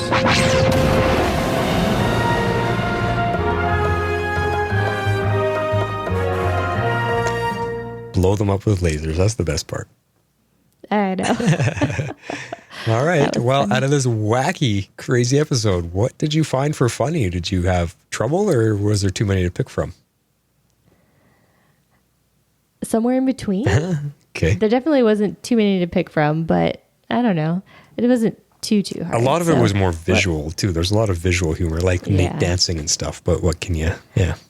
Yeah, there was a lot of visual stuff that just wouldn't have played well. So let's start it off with "Oh My Fates." Oh, my fates, it's the legends. Gary, Mona, you're okay. It worked. You're out of the TV. Okay, I've been dying to ask, was I a legend or a lovable rogue or a manic pixie dream boy? Time Dream! Where is the Wave Rider? Is that like the USS Fate Rider on Star Trek? Yeah, sure. Have you seen it? Time dweeb. Is that what Mick yells?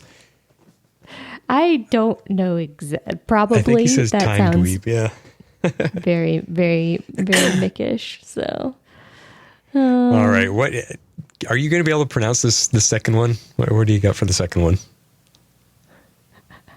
I think so. Nathaniel. Yeah. Instead of Nathaniel, Nathaniel. Yes. Right. Whoa. Okay. What's the Thong song? Seriously? She had dumps like a truck. Baby, move your butt. I think I'll sing it again. Man, screw the Fates. That is a spring break classic. As a matter of fact, I'll play it for you. I don't give a damn. No, you won't. See, that's where Nate was good. He was good with the humor in this one. Yes, he was. He was But good. just listen to Ava deliver her deadpan. Move your butt. Okay, what is this? She just doesn't know. I don't know how she got through that with a straight face. It's so funny. Good stuff. All right. Well, let's move on to more serious things. And what won last week? Co-captains. I think we had a theme for our winner quotes this time. Come on, we have to escape. What's our course, captains? Sarah, wait. Let's think about this. Wait, what's there to think about? We have to get back to the real world. No, I know, okay? Just... In the real world, I saw you die. Okay? And it was awful. And I just keep playing it over and over again in my head, okay? So, look, out there we lost. But in here, we always win, Sarah. You're right. Okay, and that's why Charlie did all this. A crew that can't die, us beating the bad guys every time, it's what we asked for back there in the pub. But it doesn't exist. Ava, life is beautiful. and terrible, all at the same time. But if we're only living part of it, then we're not living at all.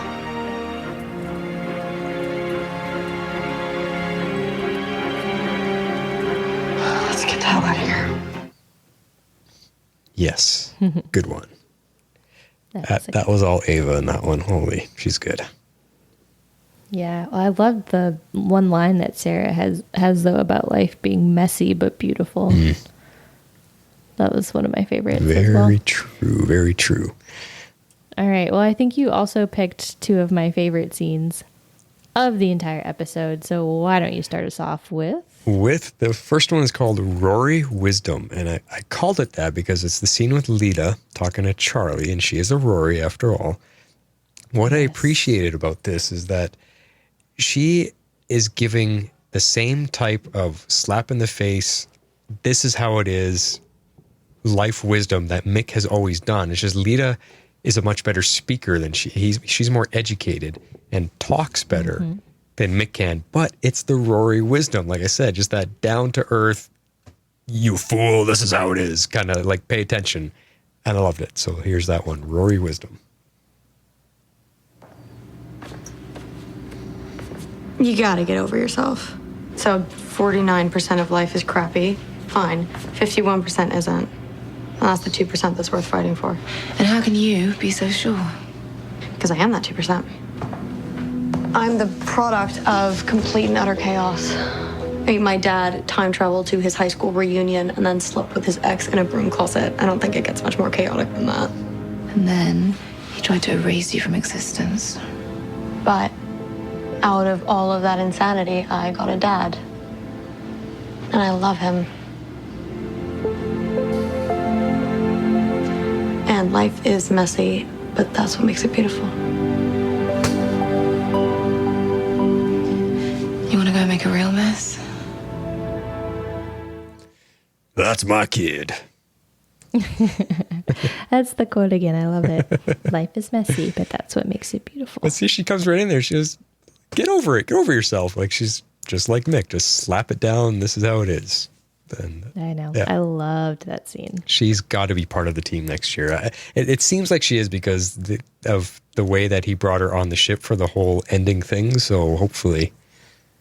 And she finally got to do some time travel, at least, to the punk rock concert. Yeah. Yeah. So hopefully he's keeping her with him. Yeah, we'll see. All right. What are you going to close it out with? Tears? Yes. You guys probably predicted this one coming. This is a long one. It's a couple minutes long.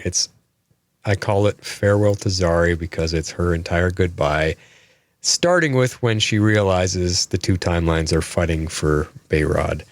And I just think from there's no parts I could cut out of it. This whole sequence, it just builds. And her last two words where she says, bye guys, with tears in her eyes, that broke my heart and I started crying. So let's all cry together. Here's Farewell to Zari.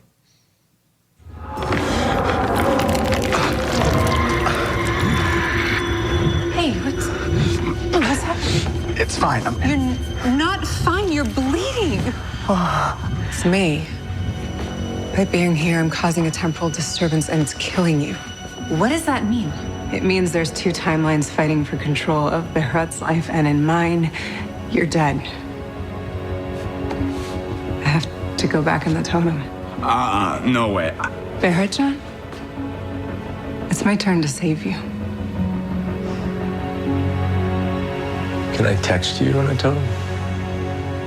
No, there's no technology allowed. Not even like a pager. I'm gonna miss you so much.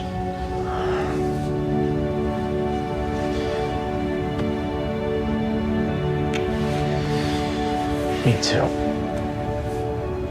You know I have to do this, right? Yeah. I just wish I was leaving you with something. You are, and you have. I mean, I've lost everything out of your world. All of our memories. But you brought those back to me. And now I get to remember the woman I love forever.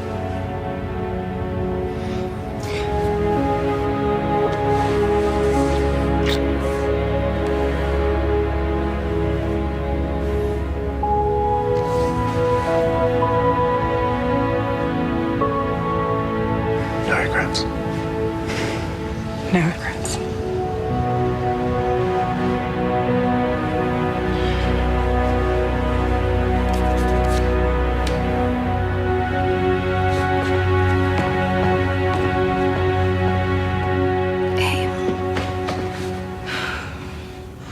It's not fair. I only just got you back. Yeah, there has to be something that we can do.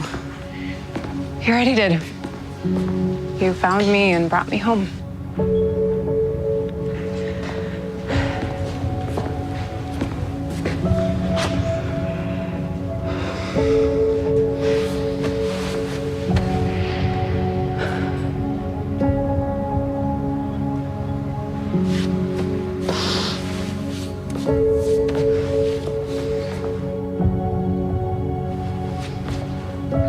Whoa.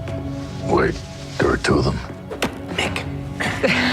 So, how are you gonna get back? Totem Master, remember?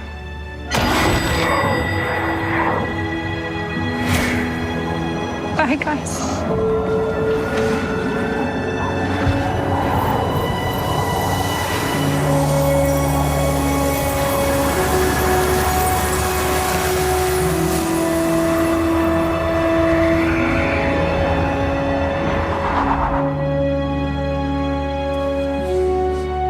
I need so many drinks. That Bye Guys breaks my heart. Yeah. Oh man. Yeah. It's even worse when you can see the whole scene. Yeah, totally. Totally. Man, all right. Well, let's if everyone got through that, let's move into our feedback. Feedback. Monitoring powers, activate!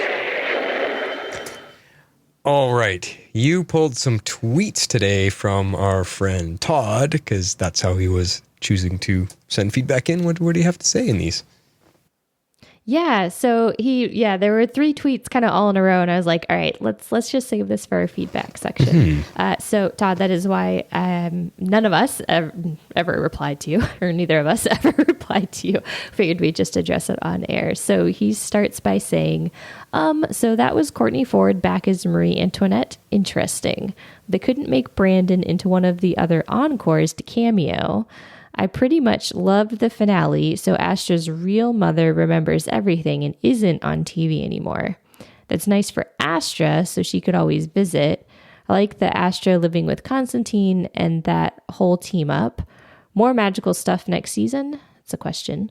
Sad for Nate, but it will be okay. Still other Z and Behrad. Gidget needs updated. So who will be captain? Because that ending, though, alien abduction, dominators again, or will Sara become a fate? So those are all of Todd's thoughts. He had a lot of thoughts in 3 tweets here. Yeah, exactly. Why did they bring Courtney back and not Brandon? Brandon wasn't happy with the whole way things ended, so I'm guessing there was no way he was going to come do it. Yeah, I mean, Astra with Constantine, I guess there's a chance for her to come back as a guest once in a while if he has to go home, but I don't know. It sounds like she's done. Yeah, and I didn't get the impression her mom was alive, is she? I don't think so. I think she got to say goodbye to her mom. I think that's what that was trying to teach us. She got time with her and got to say goodbye, which she didn't get, so... And then definitely not the Dominators. I'm pretty sure it won't be Dominators. And I don't think Sara will become a fate. I don't know what they're going to do with this whole abduction thing. They teased this whole season. Sarah's going to get superpowers. Yeah. And we're all waiting for it. And then it comes into play. She kind of does get powers or not. I didn't consider seeing 2 minutes into the future a superpower. And then they take them away. So I have no idea what they have in plan. Store for her. I don't know. I don't either. Yeah. So we'll just have to see what happens, I guess. All right. But thanks for those, Todd. All right. Why don't you take away this email from Smoking Canary, our new friend? Sure.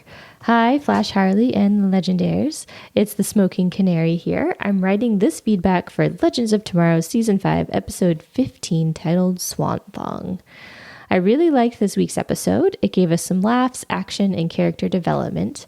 I will confess that I was a bit worried that this episode wouldn't be as good as it turned out to be, considering how good the last 2 episodes were. Can't believe that it was only 40 minutes long. It felt a lot longer. Okay. That's funny. The writers managed to fit a lot into this finale. I thought it was a bit rushed, but all the storylines were a lot of fun. Okay. Well, I am glad. I'm glad she found enjoyment in all of it.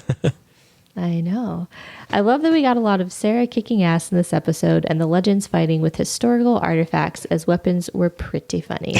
Zari 1.0 was amazing in this episode, and maybe it's just me being so excited to have her back, even though it was only for 2 episodes, but I thought that all the scenes were instantly better by having her in them. Hear, hear. Hear, hear. The scene where the legends were trying to prove to Charlie that free will is necessary was hilarious. Oh. And the fact that Ava was willing to say the C word during it said a lot about the bond between the legends. Charlie singing the Mr. Parker's cul-de-sac song was also pretty hilarious. She won't be happy with me tonight, I don't think, Miss Smoking Canary. Yeah, probably not. I liked how they kept Mona and Gary at the right amount of screen time this episode. I would even have liked to see a bit more of them. I'm starting to really enjoy them together. I think together is the key point there. Yes. I really liked the scenes with the 2 Zaris and Barad. I was looking forward to seeing how the dynamic between Zari 1.0 and Barad would be, and it didn't disappoint. I was also so happy for Zari 1.0 finally seeing Barad alive. It was nice to see her truly happy. Yes. Speaking of Zari 1.0, I'm so sad that she left us again. I can't believe that I'm saying this, but screw Barad. I just want my Zari back. Yes. Yeah, I think we're there too. It was at least nice to have her back these 2 episodes, and she was amazing in them. I'm kind of wondering what she does to keep busy in the totem. That's true. She mentioned that there's no technology allowed, so does that mean no video games? Oh, that's a good point. Oh, yeah. I wonder if it's no technology or just no communication technology.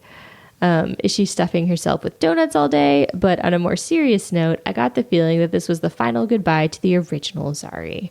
Her story felt closed, and she got a real goodbye compared to last season at Hayworld. But I hope I'm wrong about that. At least it's comforting knowing that she has succeeded in saving Barad, since when she joined the Legends, that was her main intention. Exactly. They completely closed her loop. Yeah. As much as I hate to say it, I do think she's probably pretty much done. But the fact that her family is safe and sound gives me the feeling that her story is complete, which I sincerely hope is not the case.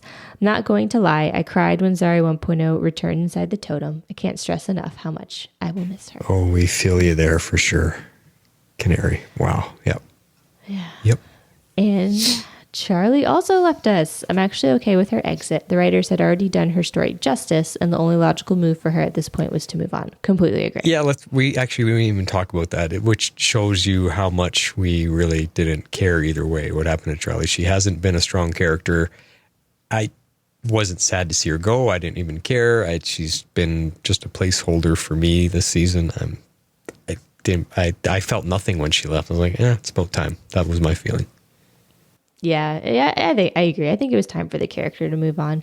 They gave her a little bit more meat and made her character make at least a little bit of sense with the whole Fate storyline, and kind of wrapped it up in a neat little bow. So yep. And from what you read online, the producers knew since the beginning of the season that this was the end for her. So they had all season to write her a story. Yes, the story was good. It was a good way to write her out. It just had no feelings attached to it. Yeah.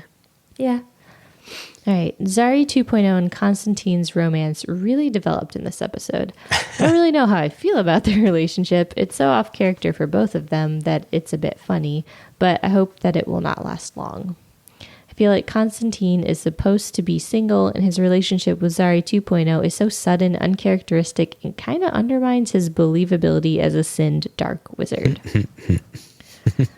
No hate on Nate's and Zari 1.0's relationship and Nate's and Amaya's. I liked both of them, but I think that Nate deserves better writing than all the doomed romance that he is getting. Yeah, Good point. No kidding. Yep.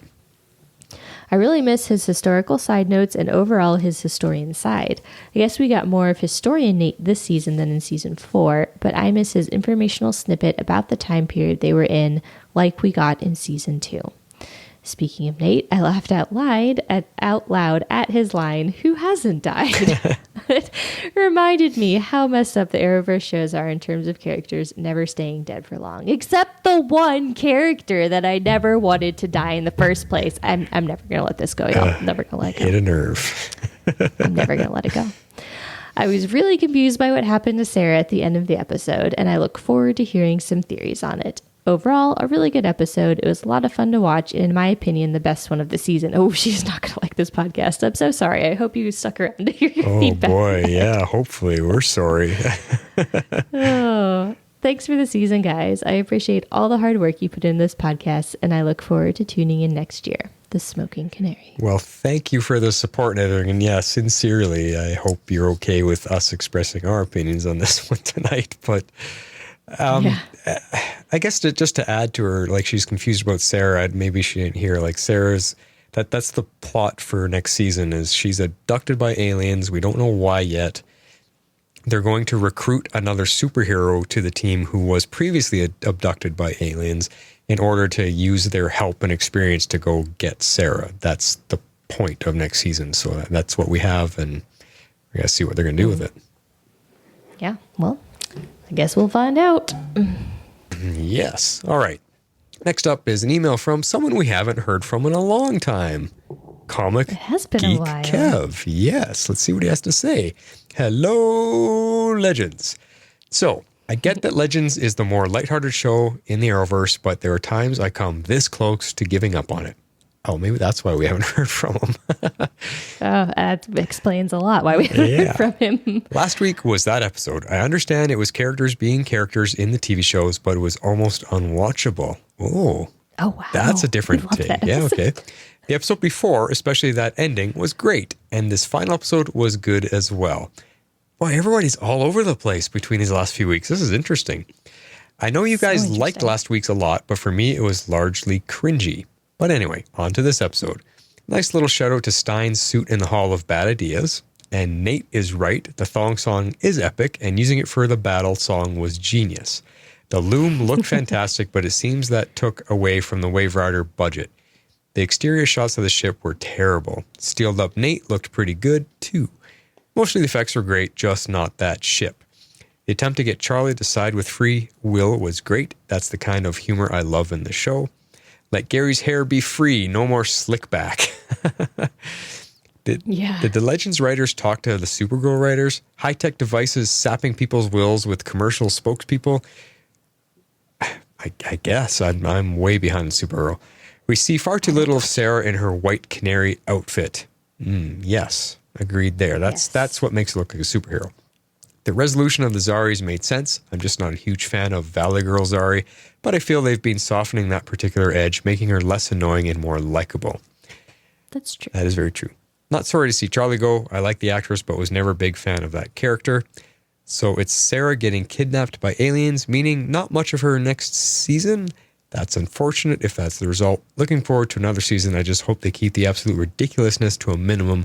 Who am I kidding? I'll keep watching. Until next time, Legends, Comic Geek Kev. Well, we're sure glad you're still with us. We haven't heard from you in forever, but I'm glad you're still listening out there. But it's funny. Read his email. He's all over the place, just like this episode. He loved this. He hated that. He loved that. He hated that. It's funny. He's all over the place, just like the episode. And he's quite back and forth with us. He either agreed with us or was completely opposite of us. It's so funny. It was pretty funny. Yeah, it's this season. I don't know. I mean, polarizing is not really the right word. I feel like more and more you either love the gimmick or hate the gimmick. So it either really works for you or it really doesn't. Yeah, I guess that's a good way to put it. All right, we got one from Arc Phase. What's he have to say? Greetings, Wonder Twins. Despite OG Zari's attempt to hack Gideon and shut down the Fate Protocol, sometimes the simplest way to pull the plug on the bad guy's plan is to, well, literally pull the plug. So it was good that Zari 2.0 was there to do that. I found the episode started out pretty exciting, but slowly became a little disappointing for the finale. I think it would have been more interesting if the loom was somehow rebuilt and the Fate Watches were actually connected to the loom using Gideon, which is what they were making everybody think, right? If it was that easy to control the masses with technology like the watches, then there wouldn't have been a need for a loom in the first place, and the resolution between Lachesis and Charlie seemed very anticlimactic. Yeah.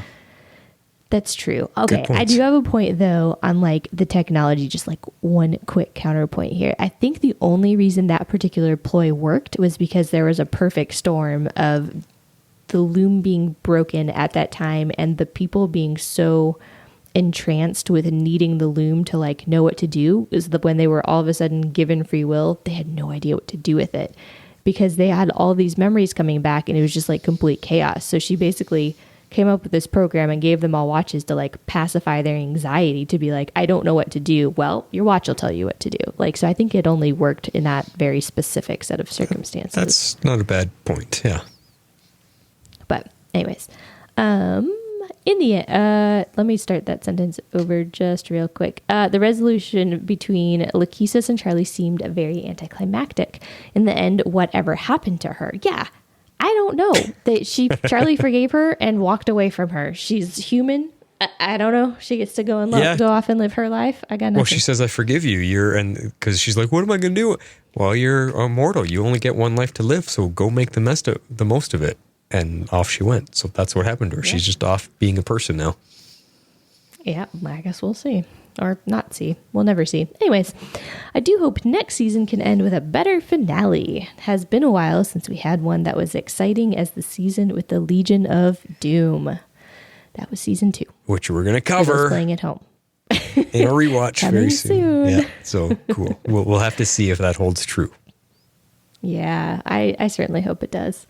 All right, Sara was abducted by aliens in the last seconds of the episode. What will happen to Sara, and how will this lead to the next season? Will she follow in the footsteps of Rip and get mind controlled like he did by her abductees?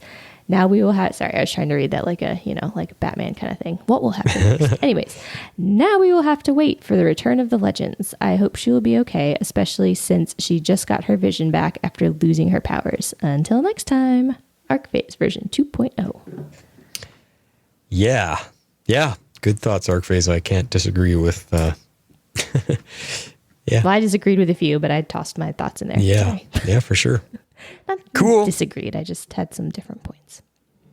All right. Next up is a voicemail from Patty Spivot. Hey, Flash and Harley. It's Patty Spivot calling in. Well, here we are, the end of the season. I've been really looking forward to this episode just to see what they were going to do. And I kind of found it a little bit ho-hum, I'm afraid. I don't know.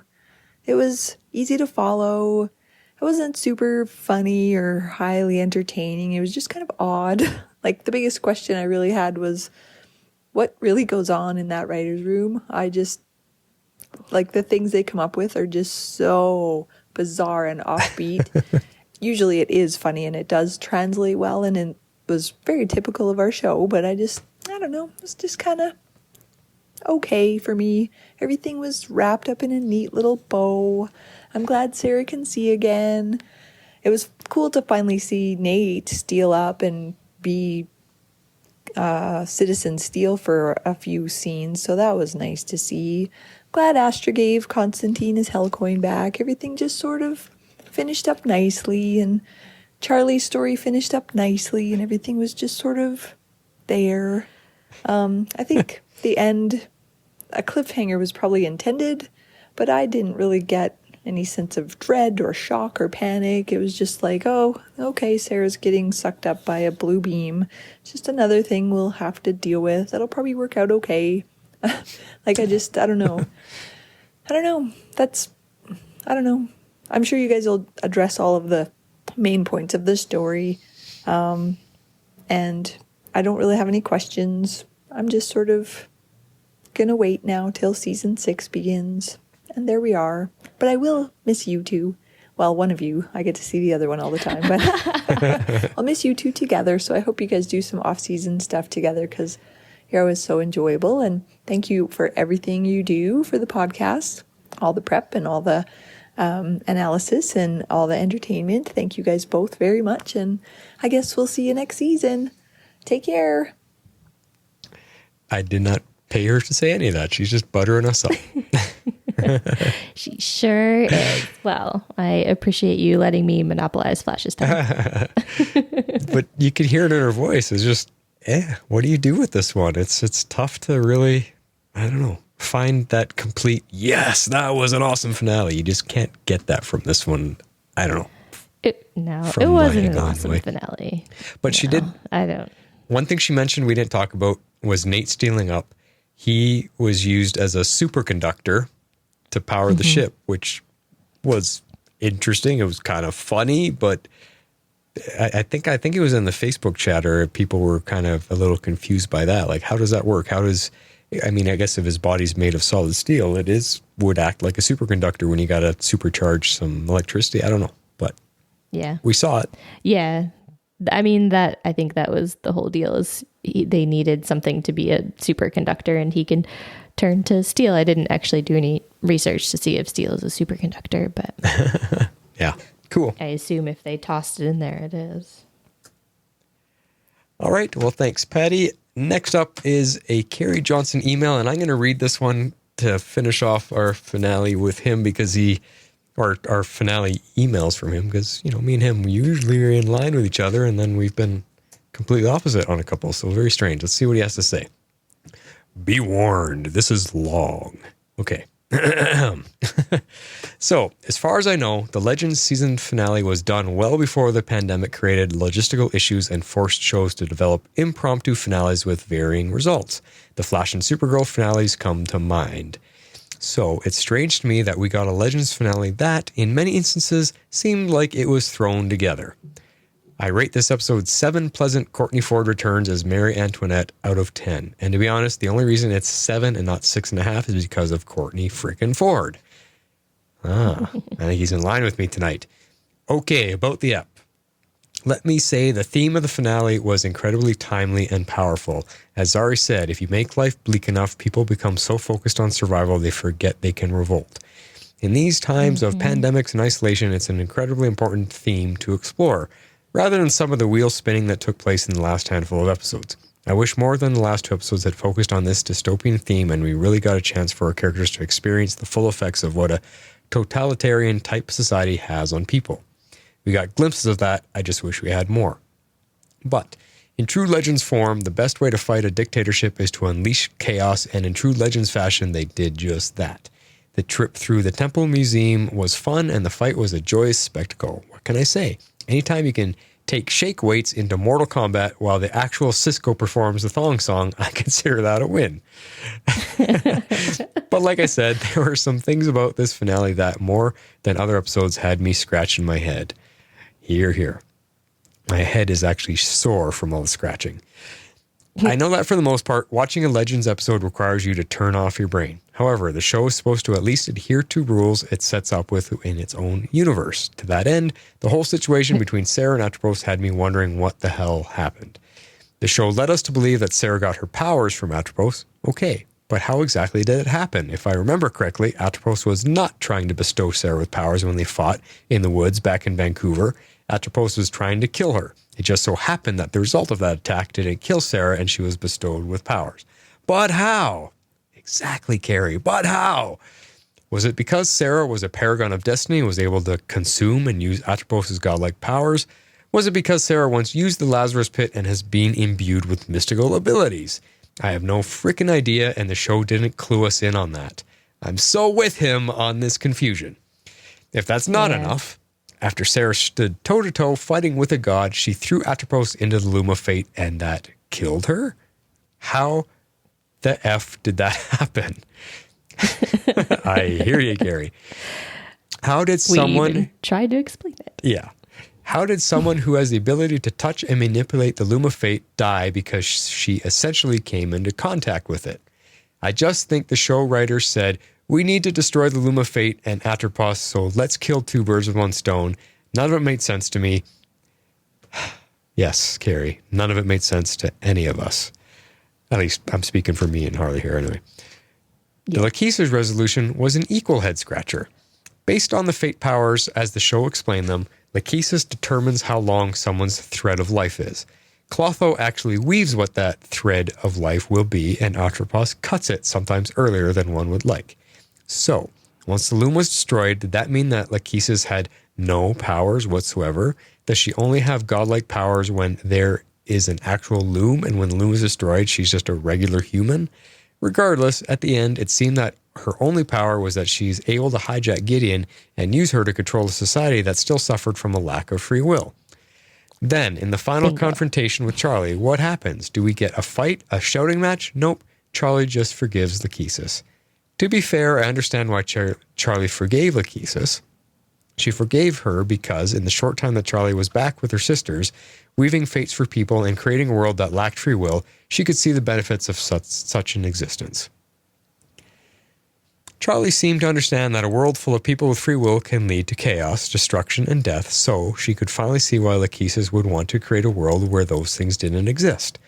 But that realization, in my opinion, would have made a much bigger impact if we had more than an episode and a half that dealt with that type of totalitarian world.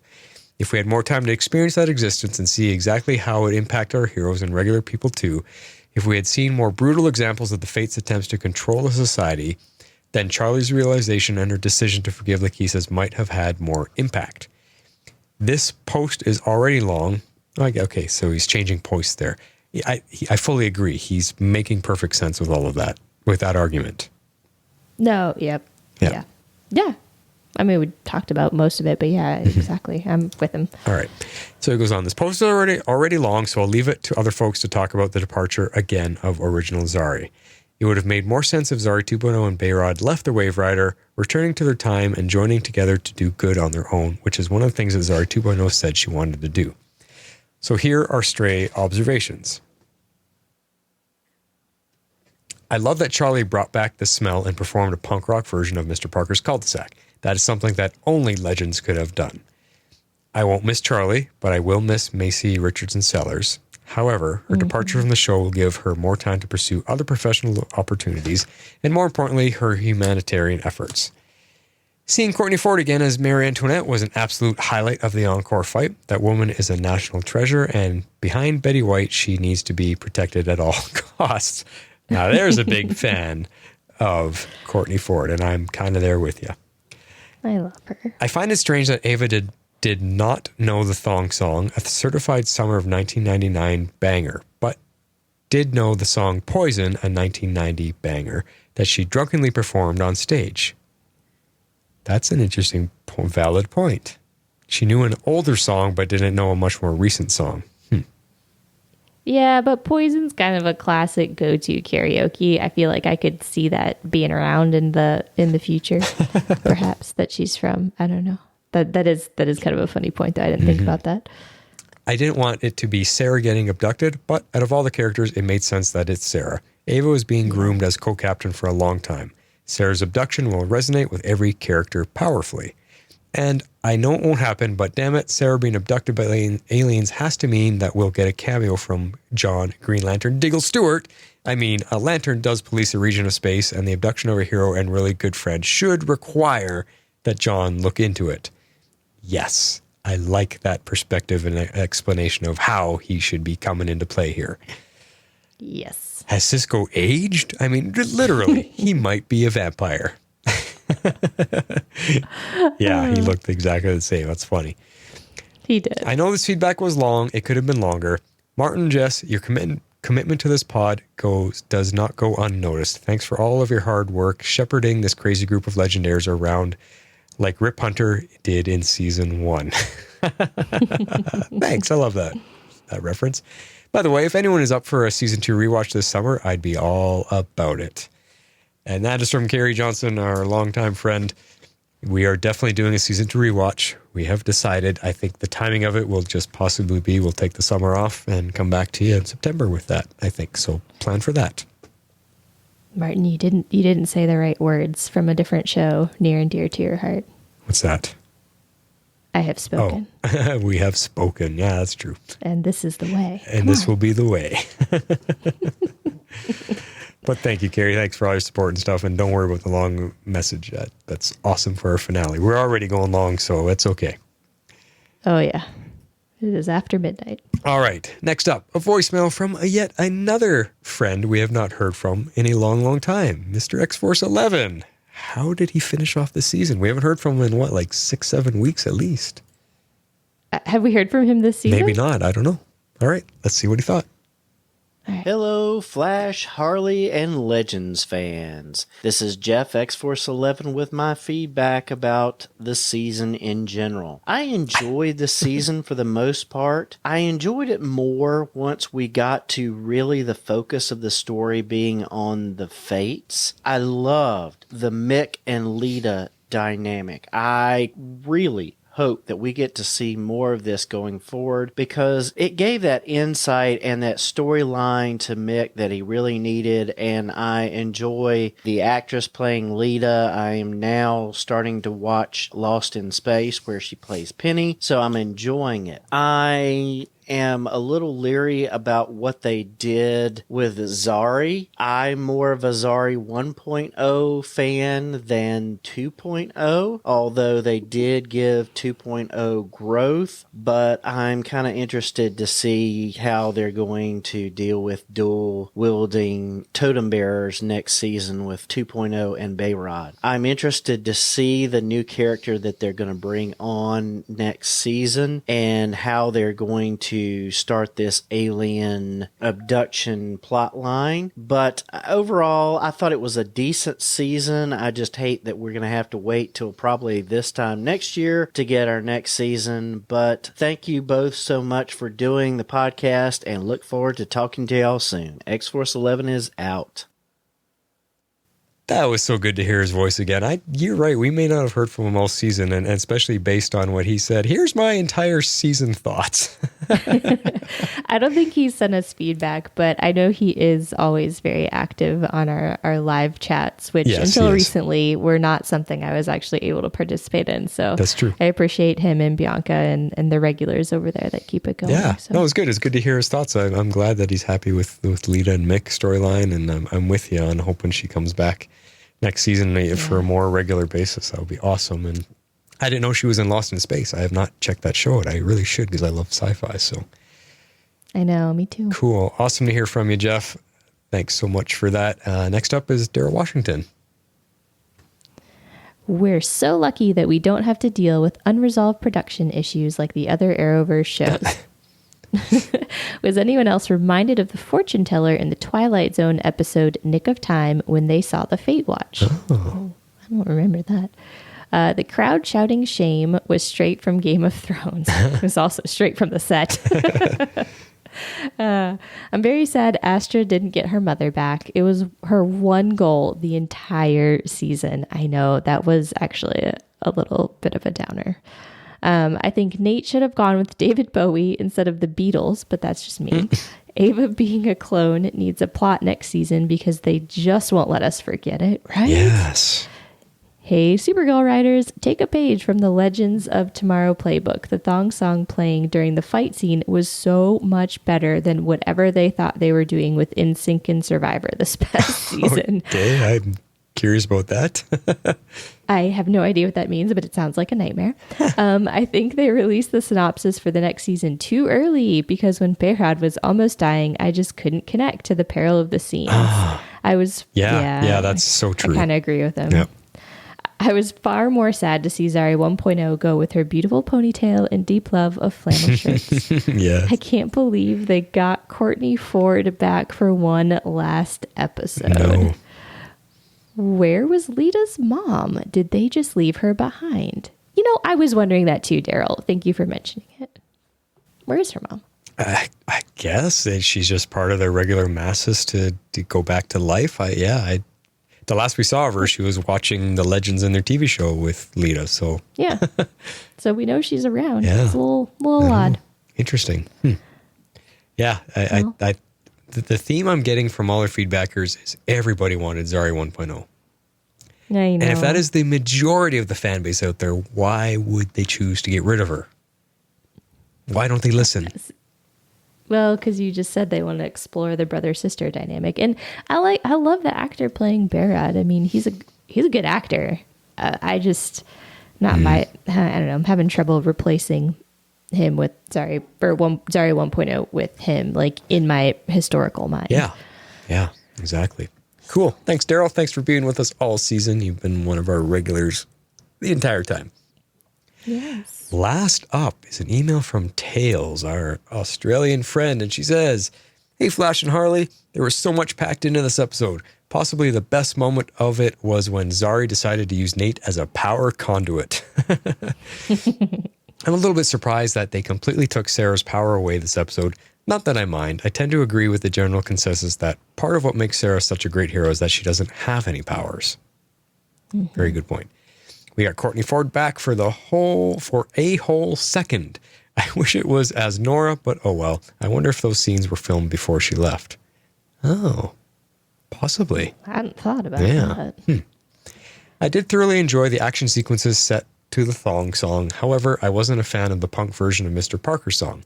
I absolutely love punk music, but not the Mr. Rogers references this season. I suspect a lot of that is because I didn't grow up with that show and have no nostalgia associated with it. See, I do. Yeah, and that's fair enough. That is very fair. I'm so upset that they didn't keep Zari 1.0. Hopefully they bring back 1.0 from time to time. See? Jeez. Everybody's on board with that idea. Farewell, Charlie. While I definitely miss both the actress and the character, I do believe that her story was done.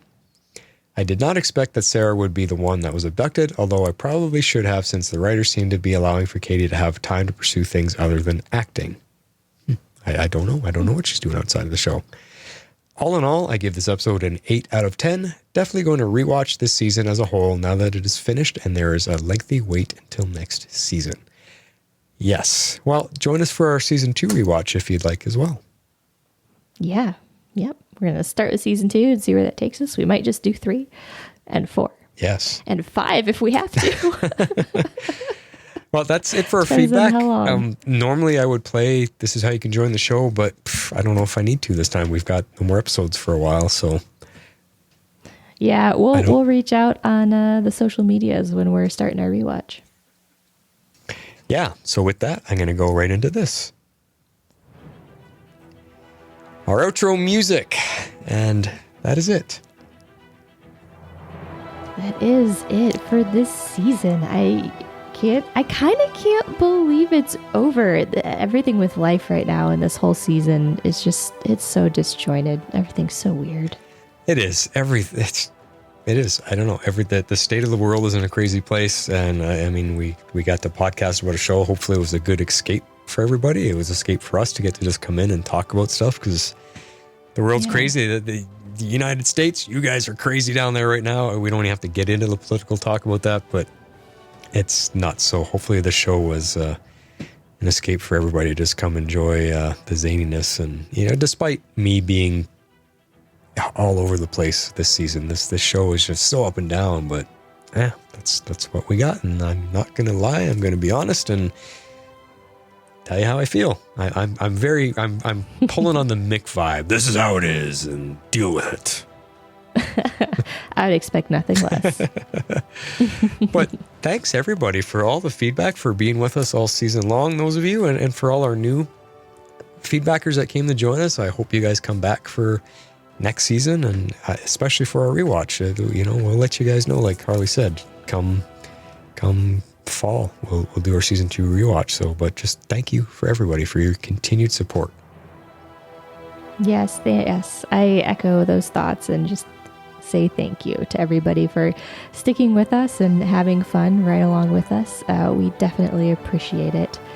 And I just want to say to everybody out there, just stay safe and stay healthy with everything that is going on. Just take care of yourselves.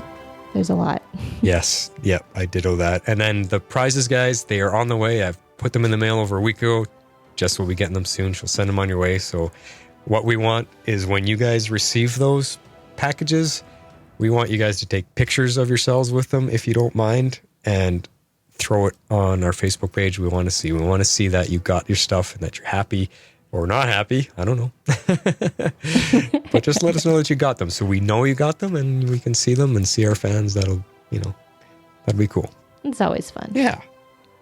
It's always fun. So, other than that, how can you stay in touch with me and Harley here? I mean, my Mandalore podcast, if you guys are watching that Star Wars show, Mandalorian does come back in October, so my podcast for that will be coming back. We are doing bonus episodes all throughout the off season, so you can tune in if you're Star Wars fans and check out what we're doing there over at the Mandalore podcast.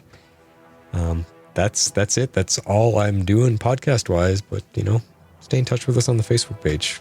How about you, Harley? Yeah, you can find me on social media, chat with me on the Facebook group, or you can find me sporadically on Twitter at JustinAtlanta. I don't have another podcast, so you won't be hearing me anywhere else for a while, unless I happen to start another one. If I get bored enough, I guess we'll just see. Yeah. But probably not going to happen anyway. So yeah, just reach out on social media, say hey. Cool. All right. Well, that's all we got for you guys. Thanks for a great season, and we'll talk to you guys as soon as we can. This is The Flash signing off for season 5. And this is Harley Quinn. I'm out. Tomorrow's Legends is not affiliated with CBS, Warner Brothers, or the CW. We're a fan-made podcast for entertainment purposes only and are part of the Cybercast Network.